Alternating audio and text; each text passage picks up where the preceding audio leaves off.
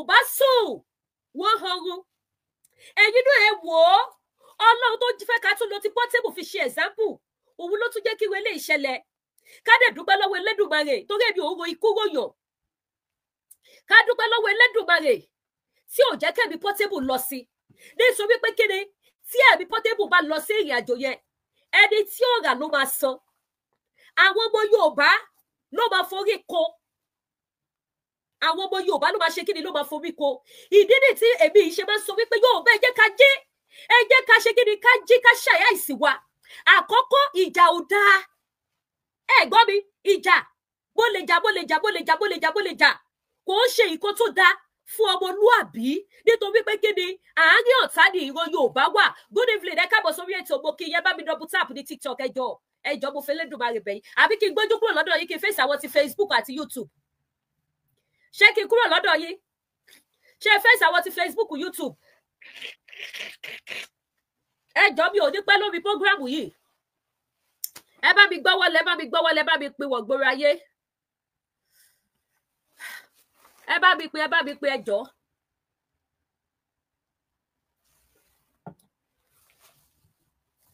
àlàyé tí mò ń ṣe lọ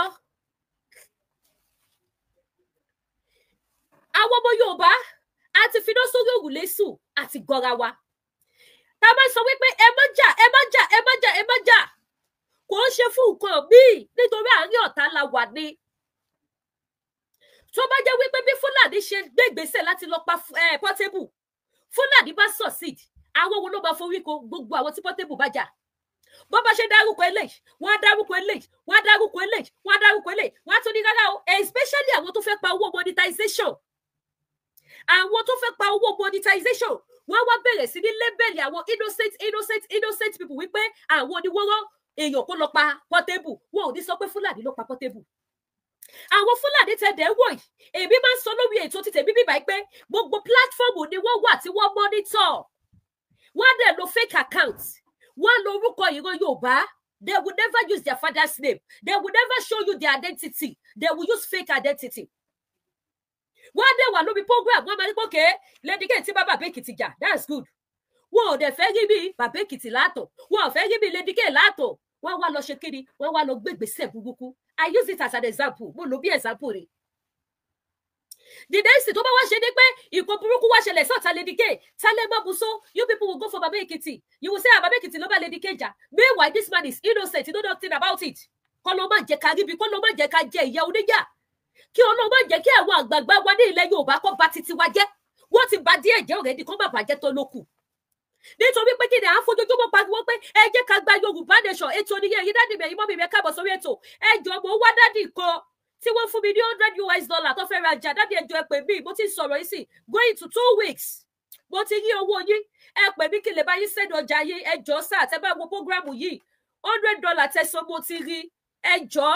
ẹ pè mí omi ò ní nọ́mbà anybody mọ́ àwọn tó ṣẹ̀ṣẹ̀ pè mí sí ni mo ní nọ́mbà wọn wọ́n ti gbé fóònù bí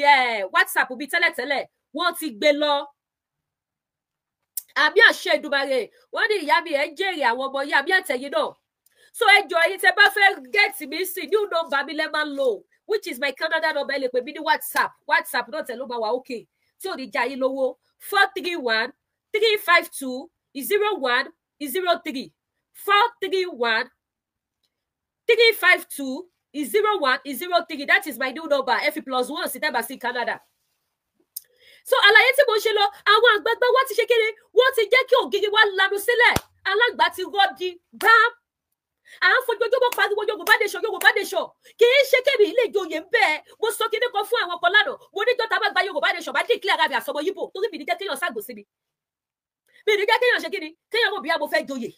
àbí mo fẹ́ jẹ gọ́fúnà àbí mo fẹ́ jẹ sẹ́nítọ̀ àbí mo fẹ́ jẹ ordinary councillor máa differentiate ara mi ni níjọ́ tí a bá ti gba Yorùbá nation débi tẹ́ máa sọ wípé nítorí ipò la ṣe ń ṣe nígbà mo sọ̀rọ̀ yẹn fẹ́ ni ẹlẹ́nu wọ́n ní mo ní bẹ́ẹ̀ ni mo ní so that wọ́n lè mọ̀ wípé mi ò ní interest sí anything oyè kò kàn mí mi ò wá oyè ìbáyé ayé ìṣọ̀tá Ọlọ́run ni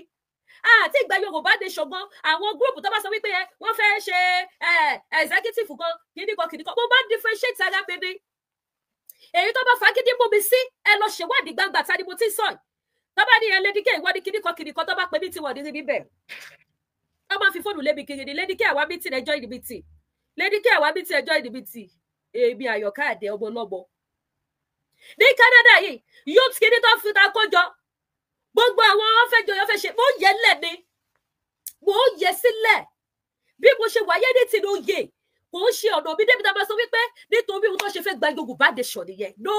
Ọlọ́run dẹ̀ wá bless gbogbo àwa tí Ọlọ́run gbé dìde fún iṣẹ́ Yorùbá nation láti gba ìran wa lóko ẹrú àwa tí àti ẹ̀ ní interest sí ipò ni because mo gbìdá àwọn bọ́dà mi tó kù náà gbogbo àwọn bàbá wọ̀nyẹn wọn wà after oyè o wọn wà after oyè débi tá a máa sọ wípé nítorí position nítorí oyè ló jẹ́ kó máa pariwo Yorùbá nation no gbogbo àwọn tá à ń pariwo Yorùbá nation tinútinú tá à ń gbé ojú wa síta lójú méjèèjì ìránṣẹ́ Olódùmarè ni wá àánú wa ni láti fi kó ìran wa kúrò lóko ẹrú ìgbà mi máa jókòó máa ní báwo gbogbo ṣe bá débi tí mo dé òun ló fi bẹ́ẹ̀ débi tí mo máa ń ṣe àyẹ̀dùsọ sáwọn prógráàmù mi lórí social media because ọ̀tọ̀ ní prógráàmù tí mo ṣe tẹ́lẹ̀ kẹ́ máa wo bí Elédùmarè ṣe ń ṣiṣẹ́ àwọn àgbààgbà wa tó wáyé kí wọ́n dìde bí àwa ṣe dìde pé kí ìran wa kó bọ́ lóko ẹrú kí làwọn ń ṣe ni wọ́n tún ṣe èṣù tápọ̀ sí kíyà kan jẹ́wọ́ dáadáa kọ́kú sínú òṣì that is what they are doing gbogbo àwọn àgbààgbà tó yẹ kí wọ́n dìde láti gba ìran Yorùbá kúrò lóko ẹrú wọ́n lọ kò lábọ̀ pẹ̀lú àwọn Fúlàní títí dórí àwọn tapè lọ́ba wa títí dórí àwọn tapè ní àwọn ọba wa wọ́n lọ kò lábọ̀ pẹ̀lú àwọn Fúlàní wọ́n jọ ṣe kíni wọ́n jọ ń fìyà jẹ ìran Yorùbá àwọn wá gbé ìgbé ayé bámbá ni mo yó mi ò mọ̀ bóyá bí pọ̀ ọmọ ẹnìkan kan ìgbé ayé tó gbé nìyẹn ẹ̀mí ọ̀dọ́ kò jọwọ́ lójú ọ̀dọ́ tó bá ṣoríire ọ̀dọ́ yẹn ṣoríire fún ẹlẹ́dàá ti tẹ̀ nìyẹn o kò kún àwọn àgbààgbà wọ̀nyí ọ̀dọ́ táyé ẹ̀ bá dẹ̀ bàjẹ́ kò káyé òun ló fi jẹ́ wípé bá ṣe pariwo pé wọ́n fi àwọn èèyàn ṣògo owó kìkìdápà ń bí àwọn èèyàn àwọn ọ̀dọ́ kàwé wọn ò ríṣẹ́ ìyà ń jẹ àwọn yóòtù kókó wọn ó di àgbààgbà mélòó nílẹ̀ Yorùbá tẹ́ rí wọn tí wọ́n bọ́ síta tí wọ́n jà fitafita ó di àgbà mélòó lẹ́rí bẹ́ẹ̀ ní ilẹ̀ Yorùbá kí ni wọ́n fojoojúmọ́ lé ipò owó pátí ìyàwó ohun tó kójọ nìyẹn ìgbésí ayé ọ̀dọ́ ò jọwọ́ lójú tí ìgbésí ayé ọ̀dọ́ bá jọwọ́ lójú ni ewu àtìgbà tí Mohbad ti kú ṣé wọ́n rí justice nígbà tí mo sọ lọ́jọ́ náà lọ wípé Mohbad yìí ẹ mọ̀ pé mi náà kọ́kọ́ bá wọn bẹ̀rẹ̀ tó bá sọ wípé àwọn tó jẹ́ kí ọ̀rọ̀ Mohbad kó cast dáadáa I'm one of them èmi ni mo gbé bọ̀bọ̀ kan wá sórí program mi lórí TikTok tí gbogbo èèyàn bẹ̀rẹ̀ sí ní gbé fídíò yẹn kiri tí bọ̀bọ̀ yẹn ti ẹnu bọ̀rọ̀ nǹkan tó gbọ́ àwọn orí nínú music industry ẹni tí mi ò mọ̀ rí gbé show mi nígbà tí wọ́n bẹ̀rẹ̀ sí ní gbé kiri lórí social media I was like show tẹ́mi kọ́ ṣe kódà when I was even doing the show bí mo ṣe fẹ̀yìntì I was still in Nigeria then tí mo tẹ fóònù mi mo wọ Kampala blue mi ò lè gbàgbé níjọ́ náà lọ́wọ́ kò sí ẹni tí ò gbé program yẹn àwọn fraka gbẹdánwò àwọn oníkọ́ńtẹ́ǹtì gbẹdánwò wọ́n fi pawó mo dẹ̀ wo èrò lórí YouTube lórí TikTok tí wọ́n dẹ̀ stand by tí wọ́n wò mí more than 2,000 views that day I was like kí lélẹ̀ bọ̀bọ̀ yẹn dẹ̀ ń ṣe àlàyé mo pẹ̀lú àwọn tó ti gbogbo body for justice for Mohbad but nígbà tí mo rí dáàrí méjì wípé kábíyèsí Elédùmarè mo bọ́ síta mo lẹ́yìn tẹ̀dẹ̀ ń jà yà ní justice o a lot of people were attacking me ó ti lọ pé 2 years tí Mohbad ti kú ṣe ti rí justice instead of justice gbogbo àwọn tó stand for justice kí ló ń ṣe wọ́n gbéra wọn ṣépè tó bá jẹ́ pé a ní àwọn àgbààgbà ire ní ilẹ̀ Yorùbá tí wọn ò fẹ́ kí ọmọ ológo kó kú tí wọn ò fẹ́ ká yí àwọn ọ̀dọ́ kó bàjẹ́ wọ́n á ti rí justice fún Mohbad ogún ilẹ̀ Yorùbá lọ́mọ yẹn wọ́n dìde wọ́n jà fitafita kò ní jẹ́ àwọn social media blogger nìkan ló máa wá justice for Mohbad bí àwọn social media blogger speaker bí wọ́n ṣe wá justice fún Mohbad kí làwọn àgbààgbà tó jẹ́ ọmọ Yorùbá kí ni wọ́n ṣe wọ́n fa justice yẹn sẹ́yìn ni òun ló fà tó fi jẹ́ pé gbogbo ọmọ Yorùbá a gbọ́dọ̀ dìde ká gbára wa àlọ́ lórí ní ilẹ̀ Yorùbá tó bá ṣe ní gbogbo àwọn balẹ̀ Yorùbá kọ́kọ́ gbogbo wọn kọ́kọ́ wọ sápá kan kọ́ tí wọ́n bọ́ bí kan gbogbo àwọn tọkùnrin àwọn lọ́ba nílẹ̀ Yorùbá because wọ́n lọ́ba bá lórí ohun gbogbo ọba òde wà nílùú kílùú kó bàjẹ́ ọba wà nílùú nílẹ̀ Yorùbá ilẹ̀ Yorùbá dé bàjẹ́ Fúlàní pa wá Fúlàní ṣoríṣiríṣi fún wa àwọn ọba yóò lè fi a seconds kí wọ́n fi bọ́ síta kí wọ́n speak out fún wa they don't care for people's life all what they are all after is their own pockets selfish interest títí tí wọn their family issue òun ló jáwọ́ lógún so kí ni àǹfààní pa wá sọ wípa adé wọn kí ni àǹfààní wípa aláàlá olórí nílẹ̀ Yorùbá olórí tí ò rí títí yúrò bí mo ṣe wọ̀nyí tó bá rí tèmi kò ní máa bọ̀wọ̀ fún ẹni bá rí mi ní máa rí ẹni tí ó mọ̀ mi ò ní mọ̀ níbi tí ọ̀rọ̀ ilẹ̀ Yorùbá dé dúró sí ẹni tí ó mọ̀ mi ò ní mọ̀ ẹni tí ò rí mi ò ní rí ohun tó jẹ́ kí n gbé fídíò Portable yìí wá kì í ṣe pé mo gbé wá pé mo pity Portable mo wá ṣe kíní kan tí bá dẹ̀ tún ní mo pity Portable mo pity gẹ́gẹ́ bí ẹlẹ́wọ̀n ara tí wọ́n fẹ́ ṣe kíní tí wọ́n fẹ́ dẹ́ ẹ̀mí ẹ̀ légbodò mi ò ní wo tí wọ́n ọ̀rọ̀ tó ń bá ká lórí íńtánẹ́ẹ̀tì màá tún wo ti pé èèyàn ló bí òun náà dẹ̀ ti lọ́mọ ẹ̀jẹ̀ ló rọ̀dù lára ẹ̀ báìbù dẹ̀ sọ ó ní kí wọ́n má ṣe ṣèdájọ́ ẹnikẹ́ni òun ló fi jẹ́ pé tí bá gbẹnu sórí èèyàn díẹ̀ ní ti ìjà máa jù sílẹ̀ mi ò ní dẹ́ṣẹ̀ látara èèyàn máa tara èèyàn sí Ọlọ́run ni. now ẹwọ ẹnu lẹ ẹwọ ẹnu ọkọ Fúlàní wá gbéra sí ó fẹ́ lọ pa Portable tó bá sọ fún èyí pé kẹ́ dira ẹ ní dira tó bá ní ẹ dira ọmọ Yorùbá ẹ jí ẹ má sùn ewu bẹ lóko ló gẹ ẹ má lajú yé sílẹ̀ kí tàlùbọ̀ kọ́kọ́ wọ̀ àwọn báyé ti lajú sílẹ̀ wọ́n ti jẹ dòdò wọn ò lè sòdodo òdodo ti sọnù kúrò lẹ́nu àwọn àgbààgbà ilẹ̀ Yorùbá ìwọ tó fẹ́ káyé ẹ bàjẹ́ tó fẹ́ kójú ọ̀lẹ bàjẹ́ ìwọ ni kò wá solution sọ́rọ̀ ààrẹ bí òṣèlú tán fún ẹ nílùú Nàìjíríà wọ́n máa ní ẹ má ṣọ́gùn kò sí nǹkan tó ń jogun àwọn Fúlàní tó practice Islamic jù wọ́n dira ẹ wo Fúlàní tó lọ attack Portable ó lo ìfúnpá gbogbo ẹni máa fi wọ̀nyí sí yìí o pálapàla ó lo ìfúnpá ó lo ìgbádìí ó tún ní òǹdè Fúlàní nìyẹn o tó ń sin ìsìlámù o tó ń ṣe aláwọ̀kúbá aṣọ́ra ìlàlá àṣẹjẹrẹ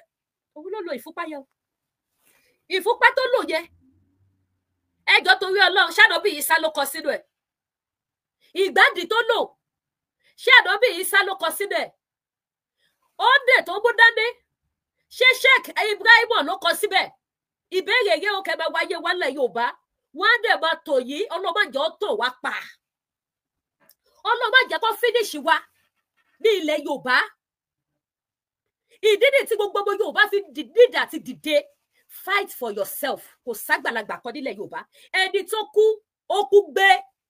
ẹni bá bá ogun àti wàhálà àti ìyà Nàìjíríà lọ wàláì ó wá ihò ló wà Ọ̀yọ́ you are your hold lọ ogun Nàìjíríà kò sólórí tó fẹ́ protect yẹ kò sọ́ba tó fẹ́ ràn ẹ́ lọ́wọ́ kò sí jòyè tó fẹ́ gbọ́rọ̀ ẹ̀ sétí ìwọ ló máa jà fúnra ẹ ló máa dìde ló máa ràn ẹ́ lọ́wọ́ nílùú Nàìjíríà ìwọ ló máa ṣe kéde ìwọ ló máa dìde ló máa jà fúnra ẹ nílùú Nàìjíríà ẹ wojú 12 tí wọ́n ṣe lọ kí ló dùn nínú ìran Yorùbá ibẹ̀ làwọn bàbá kan tuntun ti dá aṣọ tí wọ́n jó kiri fún Tinubu láwọn ìyá táyé ọmọ wọn ti bàjẹ́ sílé o àwọn ọmọ tí Ṣèyí Tinubu tó ti ṣe kíni tó ti bẹ́ tó lé ògo ayé àwọn ọmọ wọn lórí wọ́n jó kiri títí I saw the video I was like ẹ lẹ́tìkẹ́ I have it here o ẹ jẹ́ gbé wá kó má dàbí àsọdù ẹ jọ gbogbo ayé tẹ́ dé ẹ bá wa fight for your right ádá fún yín bàbá mi.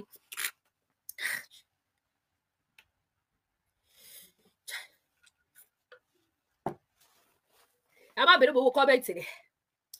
ẹ jẹ́ kí sáré gbé fídíò yẹn wá kẹ́ lè mọ̀ pé mo ní nígbà mo rí fídíò yẹn mo ṣí ẹ̀ sọ́dọ̀ mi pé òkè á wá fi sọ̀rọ̀ kò sí wàhálà owó rèé fídíò náà ni ẹ jẹ́ kí wọ́n bá yín fún ní volume ní ìjọ tí wọ́n lọ ṣe June 12 ọmọ Yorùbá tàtà kí ni ìdùnnú wa ní ìlú Nàìjíríà. ẹ wọ́wọ́ ẹ jẹ́ sínú volume yẹn mi ò fẹ́ gbọ́ ariwo lọ títí gbogbo ẹ jẹ́ tún gbé wá mo fẹ́ ṣó ẹ̀wà dáadáa ẹ má bínú pé mo slow volume ariwo yẹn ò fẹ́ bá mi lẹ́jẹ̀ owó ni June 12 àwọn tó làwọn jáde tí wọ́n ṣe protest tí wọ́n ń jó wọ́n wá gẹ fìlà Tinubu sórí oore kí ni ìpa Tinubu ṣe fẹ́ pọ̀ wọ́n bà ayé yín jẹ́ tó nínú Nàìjíríà yẹn pátápátá ẹ̀ẹ́dẹ̀gbọ́ wọ́n tún dùn wọ́n bà ayé àwọn èèyàn jẹ́ ní ìlú Nàìjíríà yẹn ó tó porogodo fún wọn ní ìlú Nàìjíríà ọjọ́ ọ̀la wọn ti di ìpọ́njú àti ìkorò inú wọn dẹ̀ dùn inú wọn ṣe kí ni inú wọn dùn tó bá ti débi fídíò àwọn bàbá yẹn sì máa fi wọ̀ wá kẹ́wọ́ bí wọ́n ṣe pọ̀ ìyá láta yonírù yoníyọ̀ wọ́n wá dá aṣọ sọ́rùn wọ́n wá dé fìlà lógò Tinubu wọ́n wá ń jó kiri títì 2 years show me achievement tàrí lára Tinubu fún 2 years ìjọ wo ni Tinubu fúnra rẹ̀ bọ́ síta as a president of Nigeria tó wá address nation pẹ̀lú gbogbo kọ́tà ńlá kọjá àwọn nǹkan dẹ̀ tún sì lè máa jíjọ ẹlẹ́yà ibi tẹ́ bá ti mọ̀ wípé ó ti tó fún àwọn èèyàn ní ìlú yẹn nìyẹn ó ti tó fún àwọn èèyàn àwọn nǹkan ajíjú ẹ̀sìn àwọn àgbààgbà lọ gba envelope, àwọn àgbààgbà lọ gba contract, àwọn kan dẹ̀ jíjọ́ ẹ̀sìn kiri títì. Ṣé ayé nìyẹn? Ẹ jọ̀ọ́ 1 minute. Ẹ má bínú o.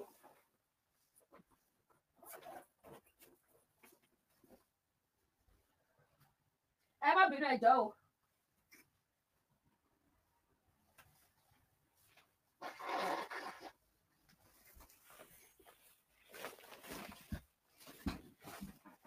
Ṣé ayé nìyẹn nílùú Nàìjíríà? Àwọn kan máa jó,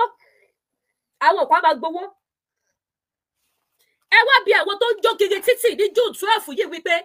come show us their achievements, ìdùnnú àti ayọ̀ tí wọ́n rí ní Nàìjíríà. Mo fẹ́ forward video yẹn ni tó bá ti dé center àwọn ìyá oníjó yẹn. Mo fẹ́ show wa kẹ́ wo bí wọ́n ṣe pọ̀ tó. Ọ̀gẹ̀dẹ̀ wọn bàjẹ́,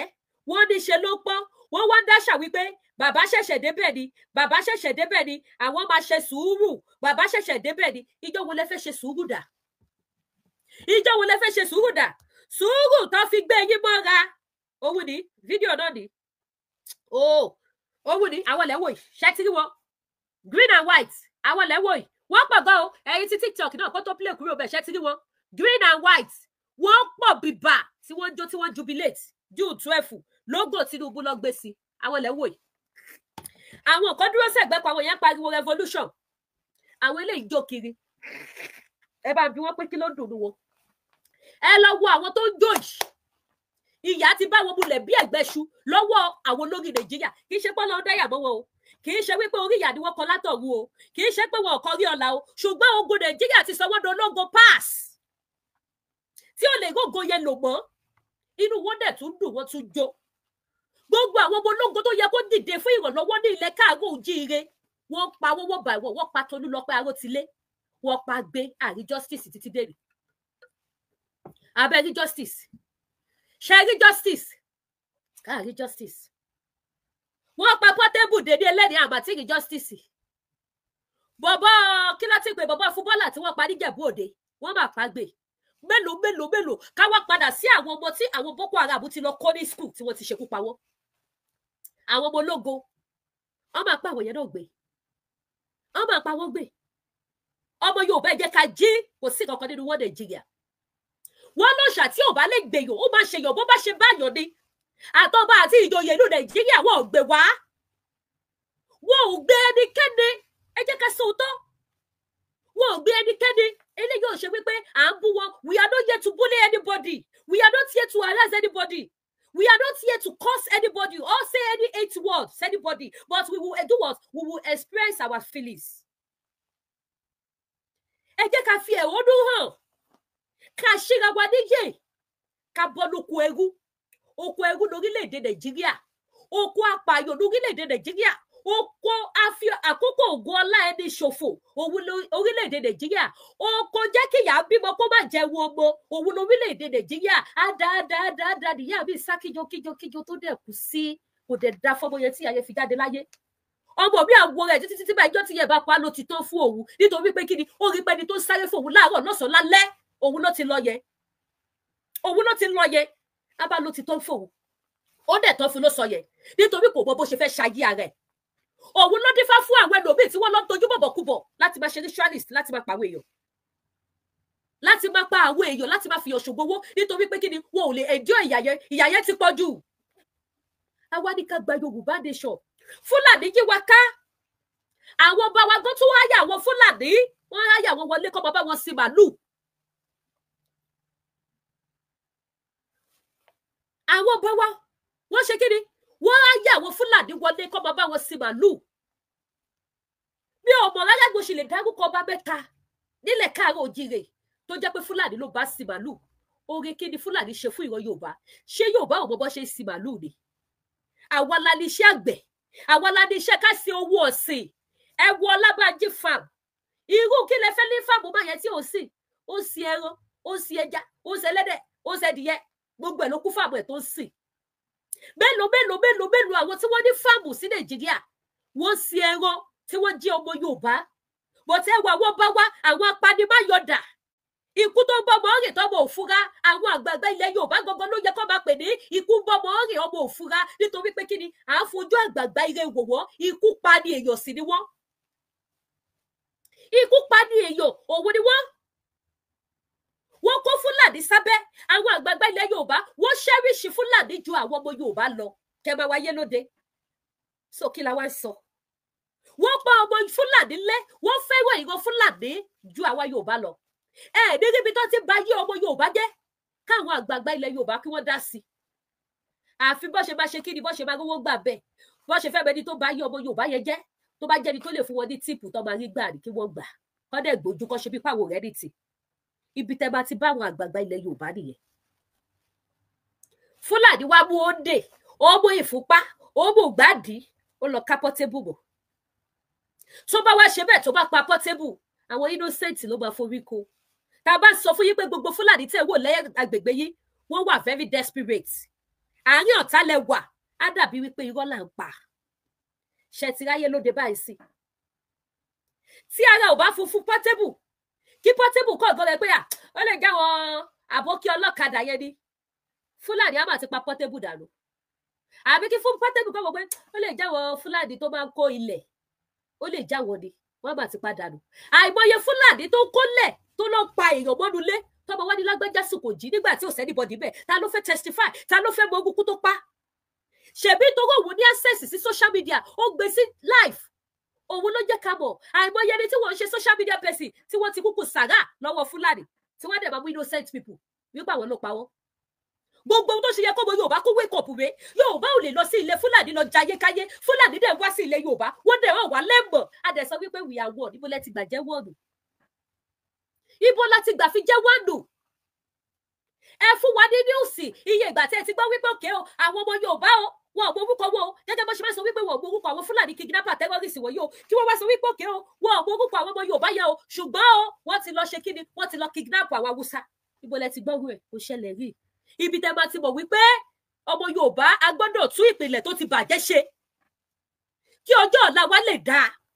kí àwọn ọmọdọ́mọ tó ń bọ̀ kọ́ bàbá bá òṣì àti ìyà nílẹ̀ nítorí pé kí ni bí ìyá Nàìjíríà tẹ́ bá gbọ́ kó máa lọ bẹ́ẹ̀ ó yí lọ bó ṣe máa yí lọ nìyẹn bó ṣe máa lọ nìyẹn kò sí nǹkan tẹ́ fẹ́ ṣe sí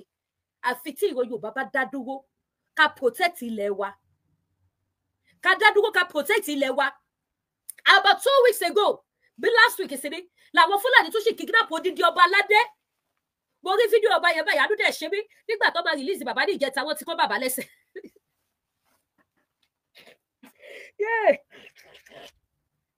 Kábíyèsí o odidi ọba aládé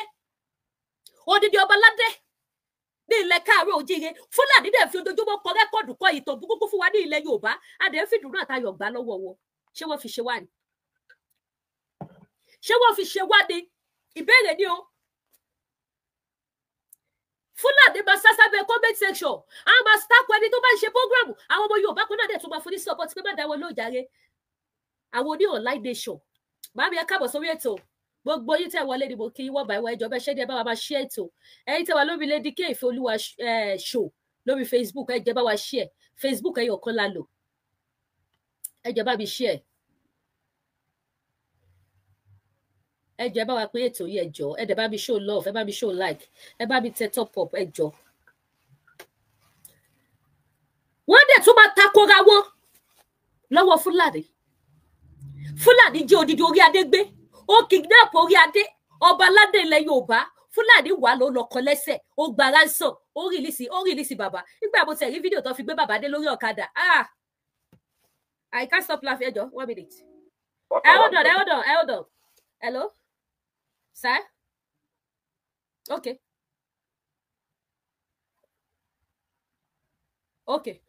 ṣẹ̀ṣẹ̀ bàbá mi pick ẹ lẹ́rìí ọ̀dà ẹ ṣeun bàbá inú bẹ́ẹ̀ ni okay ṣé ó ẹ̀ṣẹ̀ dé ní èdè ni àbó ti dé tẹ́lẹ̀tẹ́lẹ̀ ó ṣẹ̀dé ni so á jẹ́ pé kò kúrò ní Nàìjíríà ní ọ̀dì 30 nìyẹn àbí ọ̀dà tó tẹ̀ ti dé yẹn alihamdulilayi bẹ́ẹ̀ ni so ẹ̀yin náà ti ní kí n máa retí títí tíríṣà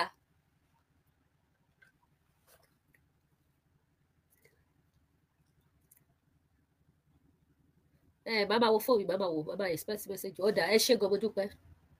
ẹ ṣé sà ẹ jẹ́ má bínú ẹ jẹ́ sáré wo mẹ́sẹ̀jì rẹ kó má yẹ pé wọ́n ti mẹ́sẹ̀jì mi kí lè sanwó clearing.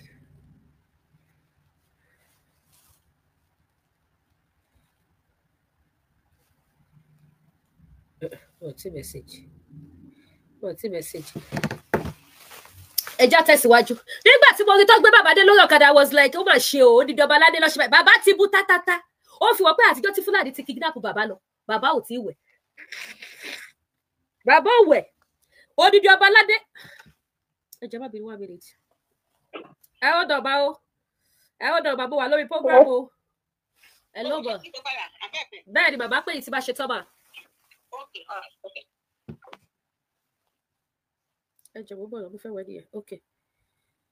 mo fẹ́ wo ẹni tó jẹ́ because mi store nọ́mbà àwọn èèyàn mo ti mọ̀ pé ok bí àwọn ti gbẹ̀rù wọn bí òun lọ fẹ́ sọ fún mi ó lẹ́tí kẹ́ ẹ má bínú o tí bá ní kí n máa lọ blow nose yẹn ó máa gbà wá ní time rẹ̀ fẹ́ pẹ́ lórí ètò yìí mo wá wo bàbá yẹn títí báyìí pé wo kan tó ṣe fún dídí orí adé ó di ẹ́míà Fúlàní mélòó tí wọ́n ṣe bẹ́ẹ̀ fún ó di ẹ́míà ẹ̀yọ́ ọmọ Yorùbá kẹ́ máa wo bí ìyà ṣe ń jẹ ìran Yorùbá bí wọ́n ṣe fi ọwọ́ ọlágbá wa lójú lórí ilẹ̀ bàbá wa àkọjá yẹ wa o àkọjá yẹ wa lọ sínú wọn o ìlú wa láwa o orí ilẹ̀ wa láwa o Fúlàní dẹ̀ hàn wá lẹ́ẹ̀mọ̀ Fúlàní dẹ̀ ṣe kí ni Fúlàní hàn wá lẹ́ẹ̀mọ̀ wọ́n ṣe síá fún wa lórí ilẹ̀ wa ẹbí àbẹ̀lò lẹ gbọ́ pé wọ́n kidnap rí látìgbà tí ogun Fúlàní ti jà wá ogun kidnapper ẹ fún mi ní orúkọ ẹbí àkọtẹ gbọ́ wípé wọ́n kidnap ẹ̀ àbí wọ́n pa kò ṣẹlẹ̀ ṣùgbọ́n ọba Yorùbá tábàdíkà list orúkọ ọba Yorùbá tí wọ́n pa láàrin ọdún kan wọ́n pa ọba márùn ṣé márùn ni àbí mẹ́fà wọ́n pa wọ́n léra wọn ní pípípípí wọ́n dúbú wọn ní bí gbàdéyàn dúbú ẹdìyẹ bí wọ́n ṣe clear road nìyẹn pẹ̀lú àwọn ọba wọ́n pa àwọn ọba yẹn lọ wọ́n pa wọ́n kẹ̀kẹ̀rẹ̀kẹ̀ ní last year yẹn ó pọ̀ jù this year wọ́n ti pa ọba this year Fúlàní ti pa ọba Fúlàní ti kidnap ọba nínú ọdún yìí wọ́n pa ọba wọ́n kidnap ọba nínú ọdún yìí ẹ wá fún wa nígbà tí wọ́n ṣẹlẹ̀ lọ́dọ̀ títí wọ́n ní máa fi oko mi dàlà ọjọ́ kan lè yàn kọ ọmọ Yorùbá ẹ jẹ́ ká kọ enough is enough tí àwọn àgbààgbà ilẹ̀ Yorùbá bá sọ wípé wọ́n ti gé àwọn létí lọ ẹ jẹ́ káwa gan sọ wípé àwa gò gbọ́pá àgbọ́pọ́ ọba tí ò lè ṣàánú wa kò yẹ kó lè dí wa lọ́wọ́ ká má lè lọ láti ṣàánú ara wa àgbà tí ò rí wa láti dìde speak on our behalf tó bá fẹ́ ṣe ìpàdé bí ìlú ṣe máa tùbà bó ṣe máa tùṣẹ́ àwọn àgbààgbà iná bàbá pé wọn máa ní pé lẹ́díkẹ́ síbẹ̀ gbogbo ariwo tí mo máa ń pa orí social media máa ní orí social media máa ní wọn ò ní pé lẹ́díkẹ́ síbẹ̀ ṣùgbọ́n wọ́n á pe àwọn àgbààgbà ayé síbẹ̀ àwọn àgbààgbà tí wọ́n wá lè pè sípàdé kí wọ́n ṣàánú wa kò yẹ kó lè dí èmi àti yín lọ́wọ́ láti bọ́ lóko ewu ẹ jẹ́ ká wá gbogbo ọ̀nà bá ṣe máa bọ́ tí ò ní mú ìjà tí ò ní mú wàhálà dání ká máa fi àlàáfíà ìdùnnú tá máa fi gbára wa lọ́wọ́ ìkòkò ajégúnjẹran ìran Fúlàní tó ń gbẹnu Nàìjíríà gbogbo country ni wọ́n ti mọ̀ wípé ìlú tí terrorist ti dà wọ́n láàmú jù tó gba master degree ogun terrorist Nàìjíríà ni Naija my country owó ni kí ẹ fún wa ní qualification tí ẹ lè fi qualify ìlú Nàìjíríà ẹ má bínú pé mo pe qualify tó is a mistake slip of tongue ẹ fún wa ní qualification tí ẹ lè fi qualify Nàìjíríà fún dáadáa ọ̀gá ọlọ́pàá gbogbo síta ó ní we don't have any product in Nigeria more than kidnapper terrorists those are the productions of Nigeria so the whole nation know the whole country they know that the country that produce terrorists is Nigeria. Why is it like that? Why? We have money in our country, we have everything, but they refuse to protect everybody. They refuse to do the needful. All they could do the party, kí wọ́n ṣe election tá a ṣe títí tá a fi débi tá a dé èso rere wo ló so. One Nigeria tá pariwo God bless Nigeria, God bless my country, I love my country is giant of Africa tá pariwo títí tá a fi débi tá a dé ohun rere wo ló bí jáde fún wa. Ẹ wo ayé àwọn ọ̀dọ́ àwọn kan tuntun ti ṣe tó ń sí ọ NYSC o kí làgbẹ́kẹ̀lé wọn kọ́mọ NYSC kó má ríṣẹ́ èyí tó bá tún ríṣẹ́ 50,000 lóṣù ẹjọ́ kí ni 50,000 wọ̀ Nàìjíríà. Àwọn tó bàbá Tinubu sọ pé àwọn ti increase minimum wage àwọn òṣìṣẹ́ sí 70,000 ẹ bá mi bí Tinubu léèrè wípé that 70,000 yẹn ṣó tó àwọn fún ara wọn ṣó tó wọ́n mu Colorado ṣé 70,000 ló fi ra bottle of wine tí wọ́n mu ṣé 70,000 ṣó ó tó owó tí télọ̀ tó máa ránṣọ fún wọn tó máa gbà kẹwẹrù lẹ kẹwẹrù ọkọ gbogbo ta ṣe sọ wípé Yorùbá ẹ wake up ẹ má fi náà sórí òrùlé sùn ẹ ní kú ni tiẹ̀ tán ìwọ tó bá lajú ẹ sílẹ̀ tó gun Nàìjíríà bá gbé ẹbí wà láìta láàyè kò lè pò ẹ torí ò kì í ṣe dúà lórí ẹja gbẹmí tẹjá pọ̀ bó bá lajú ẹ sílẹ̀ tó kó sí pápẹ́ ogun Nàìjíríà tó gbé àdúrà tó bá gbọ́ ti lọ ó lọ nìyẹn kò lè pò ẹ padà sébùté ayọ̀ ogun Nàìjíríà kò ní destination oríire tó máa pò ẹ sí tó bá ti kó sí adẹ ti kó sí already mi ní yọra mi kúrò bẹ́ẹ̀ because mo lẹ́bí Nàìjíríà àwọn ẹbí mi wà bẹ́ẹ̀ so we are there together àwọn tó lè bọ́ tó lè gúnlẹ̀ sébùté ayọ̀ òun làwọn tó bá ti mọ̀ wípé kò sí kankan mọ́ Nàìjíríà àwọn nìkan ló lè gúnlẹ̀ sébùté ayọ̀ ni wọ́n lè pọ̀ sébùté ayọ̀ ṣùgbọ́n èyí tẹ́ ṣe fojoojúmọ́ ayé yín pariwo wọ́n Nàìjíríà Tinubu ló lè ṣe Àtíkù ló lè ṣe Labour Party ló lè ṣe wàláyà lè gúnlẹ̀ sébùté ayọ̀ ègúté ó ti lọ òun lẹ̀ gúnlẹ̀ sí ẹja sáyé wo fídíò ọmọlá lọ bí kí lè lọ àtẹ́ẹ̀dì sáwọn tí mo fẹ́ àtẹ́ẹ̀dì sí ẹ bá wa share ètò yẹn bá wa tẹ tap tẹ bá dórí TikTok tap lórí orí tap yẹn ìjọ torí Ọlọ́run kí lọ torí ẹ̀kọ́ torí owó gbogbo àwọn ọmọ tó yẹ kí wọ́n wúlò fún ògo orílẹ̀-èdè tẹ bá dé China àwọn ọmọ kéékèèké wọ́n lọ school wọ́n tún ṣiṣẹ́ wọ́n produce wọ́n ṣe oríṣiríṣi ẹ fún wa ní factory tí Nàìjíríà rí kidnapper factory tí kidnapper ń kókù sí factory tí kidnapper tó ṣe kí ni tó kó òkú sí òun ló wà Nàìjíríà factory Sambisa forest òun tó wà Nàìjíríà nìyẹn ní ohun tí ò yẹ kó rí bẹ́ẹ̀ àwọn ọmọ kéékèèké owó tí wọ́n mẹ́kì ní ìlú China iṣẹ́ tí wọ́n ń ṣe kábíyèsí Ọlọ́run ayọ̀ àwọn graduate wa tó ti ka gbogbo ìwé tán ní àlẹjá gbẹmí bẹ́ẹ̀ ni ní àlẹjá gbẹmí ẹ ṣe gan àwọn tí wọ́n ti ka gbogbo ìwé tán wọn ò rí ṣe tó bá jẹ́ wípé ìlú tó dání ṣé ilẹ̀ ni ò sí ni àfi kí wọ́n gbalẹ̀ kó fi ṣe fátírì ẹ wo gbogbo ilẹ̀ tí bàbá Ọbásanjọ́ gbẹ́sẹ̀ lédè bàbá Ọbásanjọ́ kò lè sọ gbogbo ibi tí fáàmù wọn wà mọ́ àwọn fáàmù bí wà kan tó yẹ pé wọ́n kàn ṣe fẹ́ǹsì tí wọ́n ti pa ni kò fọ́ ṣọ́bọ̀ wọ́n ti pa síbẹ̀ property Nàìjíríà ni tó yẹ kí wọ́n fi dá ilé iṣẹ́ gbogbo àwọn tó máa ń pè ní agric land owó dà ẹ mọ̀ pé Nàìjíríà ní agric land ní àwọn ilẹ̀ tó yẹ kó máa fi ṣe nǹkan ọ̀gbìn láti lè jẹ́ kí oúnjẹ kó pọ̀ ní ìlú Nàìjíríà where are they gbogbo ẹ ti lọ àfi kẹ́ lọ wọ́n jẹ Fúlàní kí Fúlàní tún poison ata kó poison rodo kó poison ẹ̀wà kó poison watermelon kó oríṣiríṣi àdérí ìjọba kọ́kọ́ gbà wá àárí ìjọba kọ́kọ́ dìde kó jà fún wa ọmọ Yorùbá àtàtà ẹ dìde ẹ jà fúnra yín ẹ jà wo fídíò Portable ẹ má bínú gbogbo ẹ̀yin tẹ́ ẹ̀ṣẹ̀ wọlé mo ní kóòdù ni o ara tó lọ fi dá ìbí lára ọ̀tọ̀ nìyẹn ó pín mi ní ìpín tí kò jọ tẹ́ni kejì bí ọlálẹ́wu èmi ní àbí aṣẹ̀dá látọ̀run adágbẹ̀yìn ni mi ó wá fi mí jọba ohun gbogbo tó ti kọ́dá ó dàbí ó pín mi níre èmi ní bẹ́ẹ̀ ni àṣẹ Olódùmarè ni àbí lòun èmi làmì àyọ̀mọ́ ogún mi ní so ara tó fi dé ìbí lára ọ̀tọ̀ nìyẹn bóru bá mú èmi ò lótùtù bó tutù mú yìí lótùtù so ara ọ̀tọ̀ ló dá èmi mo special I'm a special create mo ti fẹ́ kí ra mi jẹ́ létè I'm a special woman being special lọ́lọ́run dá èmi ó dá èmi lára ọ̀tọ̀ ni so ẹ bá wò pé àlẹ́ díkẹ́ ní kò dé má ṣàánú mi ò sick kò sí ọkọ̀ tó ṣe mi ò I'm fine 100% mo wà pa lẹ́yìn kan wà lọ́wọ́ pé àlẹ́ díkẹ́ ó strong ó ní kóòdù mo wà okay kò sí tó ṣe mi o ara àyọ̀bọ̀ tèmi nìyẹn àyọ̀bọ̀ ògo ni ó yá ẹ jẹ́ ká gbọ́rọ̀ látẹnu Portable àti customer ẹ wo. Which work you say they do? Wait, talk and well, I know your English. Portable ló wò gbóyìnbó láì ṣe lè dìkẹ́ Portable orí ẹ̀ ò pé o pẹ̀lú language ibi tó yá lò yẹ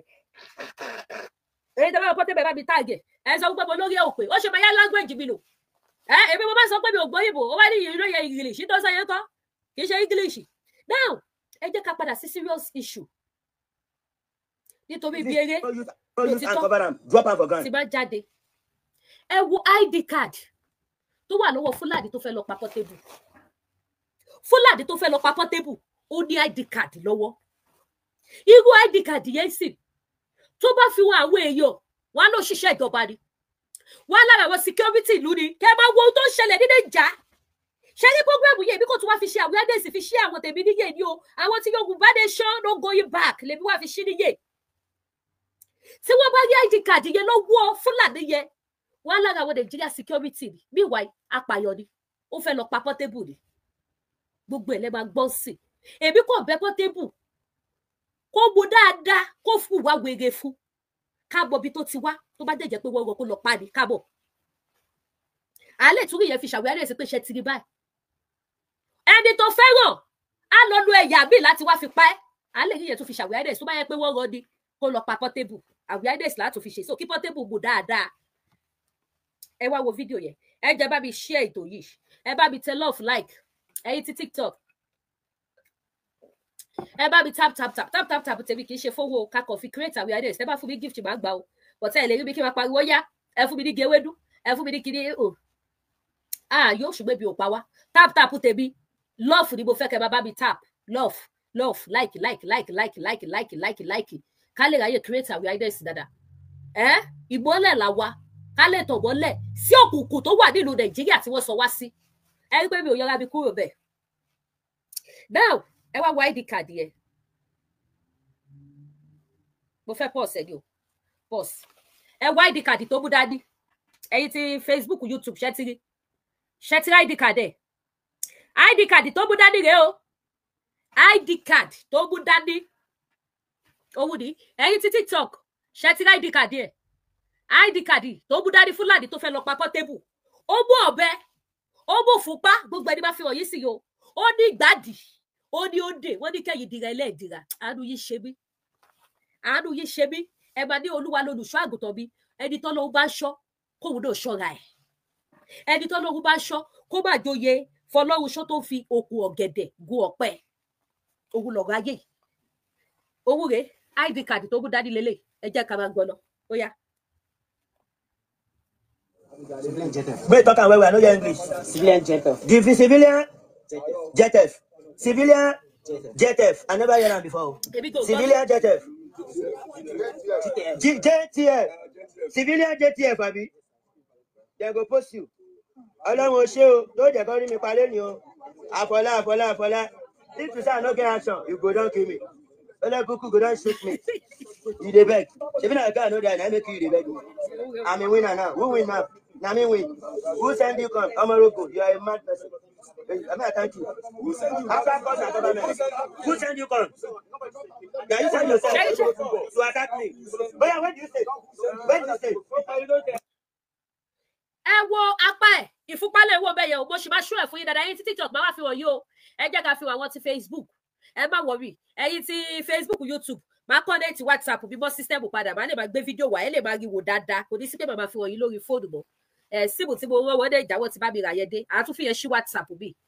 ẹ wo ṣẹ́tìrì ìfúnpálẹ̀ wo lápá yẹn o ìfúnpá gidi ẹ̀yin tí TikTok ṣẹ́tìrì ìfúnpá àwọn Fúlàní tó ń kírun wákàtí márùn-ún Fúlàní tó ń kírun wákàtí márùn àwọn Fúlàní tó sọ pé àwọn fẹ́ sọ Nàìjíríà di Islamic nation tó láwọn ò fẹ́ lẹ́bọ àwọn ò fọlọ́gùn Islamic nation làwọn fẹ́ owó rẹ̀ ọ pẹ̀lú fúnpa lọ́wọ́ yìí o ẹ bá wa ṣí ètò yìí owó nìyẹn o ìfúnpá lẹ̀ wò lọ́wọ́ ẹ̀ yìí o ìfúnpá tó gbá ski tó mú yes owó lẹ̀ wò lọ́wọ́ ẹ̀ yìí o ó sì máa fi wọ̀ wá dáadáa o ẹ sì máa rí dáadáa àwọn tó náà wò kí ń ṣẹlẹ́bọ àwọn oṣoògùn àwọn rèé o yàtọ̀ sí pé fẹ́ lọ pa Portable ṣe rí pé awareness tá a máa ṣe lára gáì ó pọ̀ gan ẹ̀yin tẹ́ jókòó tẹ́tẹ́rẹ́tẹ́ ẹni bá dákẹ́ tari àbá dákẹ́ ẹ̀yin tẹ́ tètè báwọn wọ́wọ́ kọ̀ọ̀kan fi ṣàdá kẹ́ tètè gbogbo ẹni tẹ́ ẹ ṣe kẹ́ gbárí yín búba pé orí mi ò máa sùn o orí mi máa sùn ẹlẹ́dàá mi ó yá jí máa sùn ewu bẹ lóko ló ń gẹ́ ṣe ti ráyé lóde kò gbẹ́kẹ̀lé ọ̀bẹ nìkan o kò gbẹ́kẹ̀lé Kùránì o bó bá gbẹ́kẹ̀lé Kùránì kò nílò fúnpa ẹ bá mi hashtag àwọn tó ń pa pariwo àwọn ẹlẹ́bọ àwọn tó jọ ṣe ìsìlámù rẹ o tí àwọn mùsùlùmí kan bá dúró tí irú Fúlàní bá dúró tí èmi Lady K bá dúró bí mo ṣe jọmọ Yorùbá yìí kí mùsùlùmí Yorùbá dúró kí Fúlàní kó dúró kó wọ́n máa bí àwọn mùsùlùmí Yorùbá yẹn wípé ta ló máa mú wàá gbọ́ àwọn súnmí láì àwọn òlèmú Lady K àwọn yàbọ̀ mú ọmọ ìyá àwọn nínú ẹ̀sìn wọ́n á sọ wípé àwọn òbú dádì mi alálùbáríkà ìdè hello sir. Hello, ẹ káàsán mà. Yes, ẹ káàbọ̀ sórí ètò.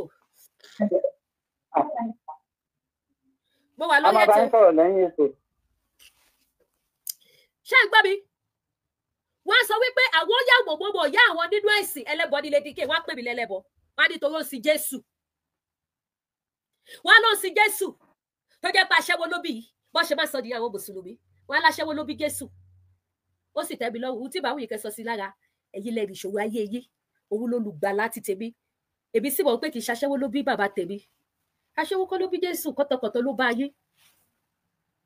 wọ́n wá bẹ̀rẹ̀ sí ní sọ oríṣiríṣiríṣiríṣiríṣiríṣi wọ́n làwọn ò lè bá Lady K ṣe ẹlẹ́bọ ni wọ́n á gbàgbé pé ọmọ ìran kan náà ni wá wọ́n á gbàgbé pé ọmọ Oòduà àjọ ni wá nítorí mi ò kí ń ṣe mùsùlùmí wọ́n á reject mi wọ́n làwọn ò lè bá mi ṣe kàkà káwọn mú Lady K àwọn ọmọ ìyá àwọn nínú ẹ̀sìn ọmọ ìyá nínú ẹ̀sìn rẹ o pẹ̀lú fúnpá ẹ bá wa ṣí ètò yìí ẹ jọ̀ọ́ àárín gbogbo péjì wa lò ẹ̀yin tẹ́ bá wà níbi tẹ́ bá ti wò ẹ bá wa ṣí ẹ jọ̀ọ́ ọmọ ìyá yín nínú ẹ̀sìn owó rẹ o pẹ̀lú fúnpá kò tán síbẹ̀ o ẹ rí gbogbo oògùn tí Portable já lára ẹ̀ Portable dẹ̀ bí pé wú gẹ̀tà mọ́ lòun lòun ní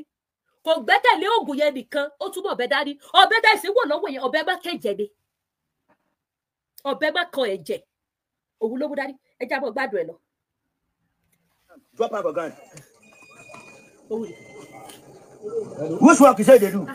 Civilian jet off. Wait, talk am well, I no hear English. Civilian jet off. The civilian JTF. Civilian JTF. I never heard that before. Civilian JTF. JTF. Civilian JTF, abi.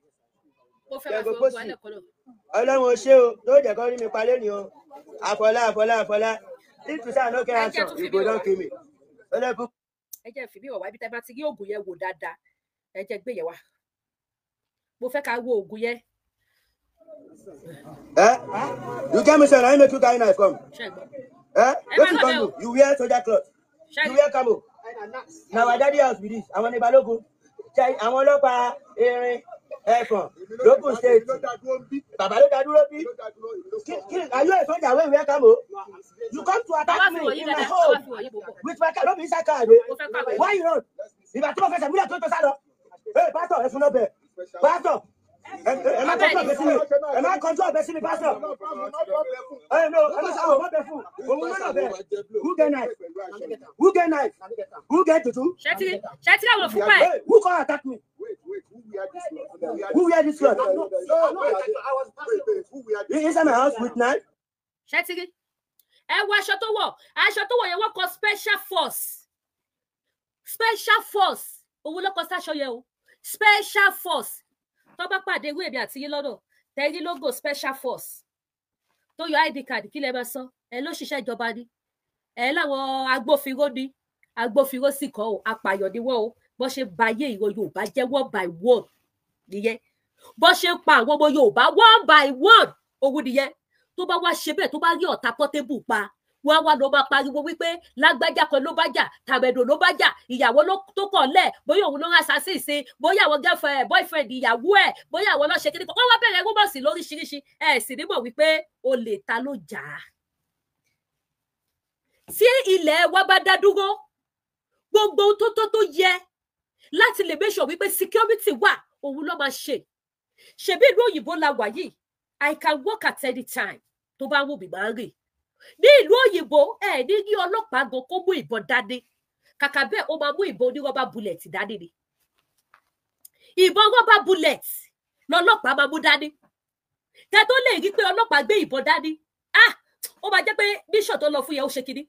lè máa fi bá ìbọn gidi lọ́wọ́ wọn kàkà bẹ́ẹ̀ wọ́n bá bullet fẹ́ẹ́ kú tó bá yìí tí bullet yẹn bá bẹ́ẹ̀ pa àbáyé wàá rò bó ti kú ní onímọ̀ pé kò sí kankan tó ṣe ẹ̀wọ̀n kọ̀dákú lọ gbọ́ngàn gọdọ òun ló máa bá lọ́wọ́ wọn ṣùgbọ́n ní Nàìjíríà ẹ máa bá bọ́ lọ́wọ́ àwọn kidnapper ẹ rò bọ́ ọlọ́pàá ni wọ́n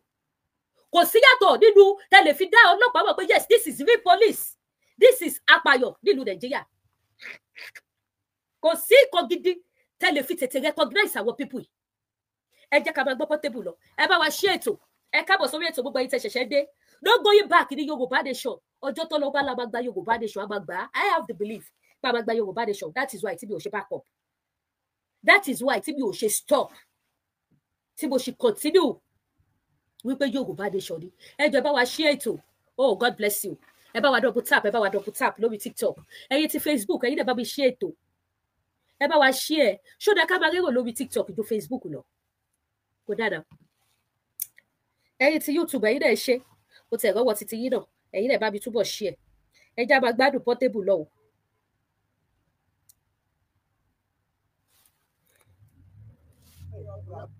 Pẹ́pà mo máa pe IG mo máa pe òkè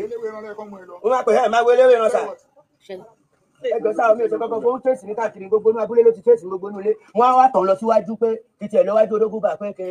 kẹtọ̀ síbẹ̀ mo tẹ bírèkì báyìí òun náà kọ́ tẹ bírèkì machine yẹn ni. Where's your machine?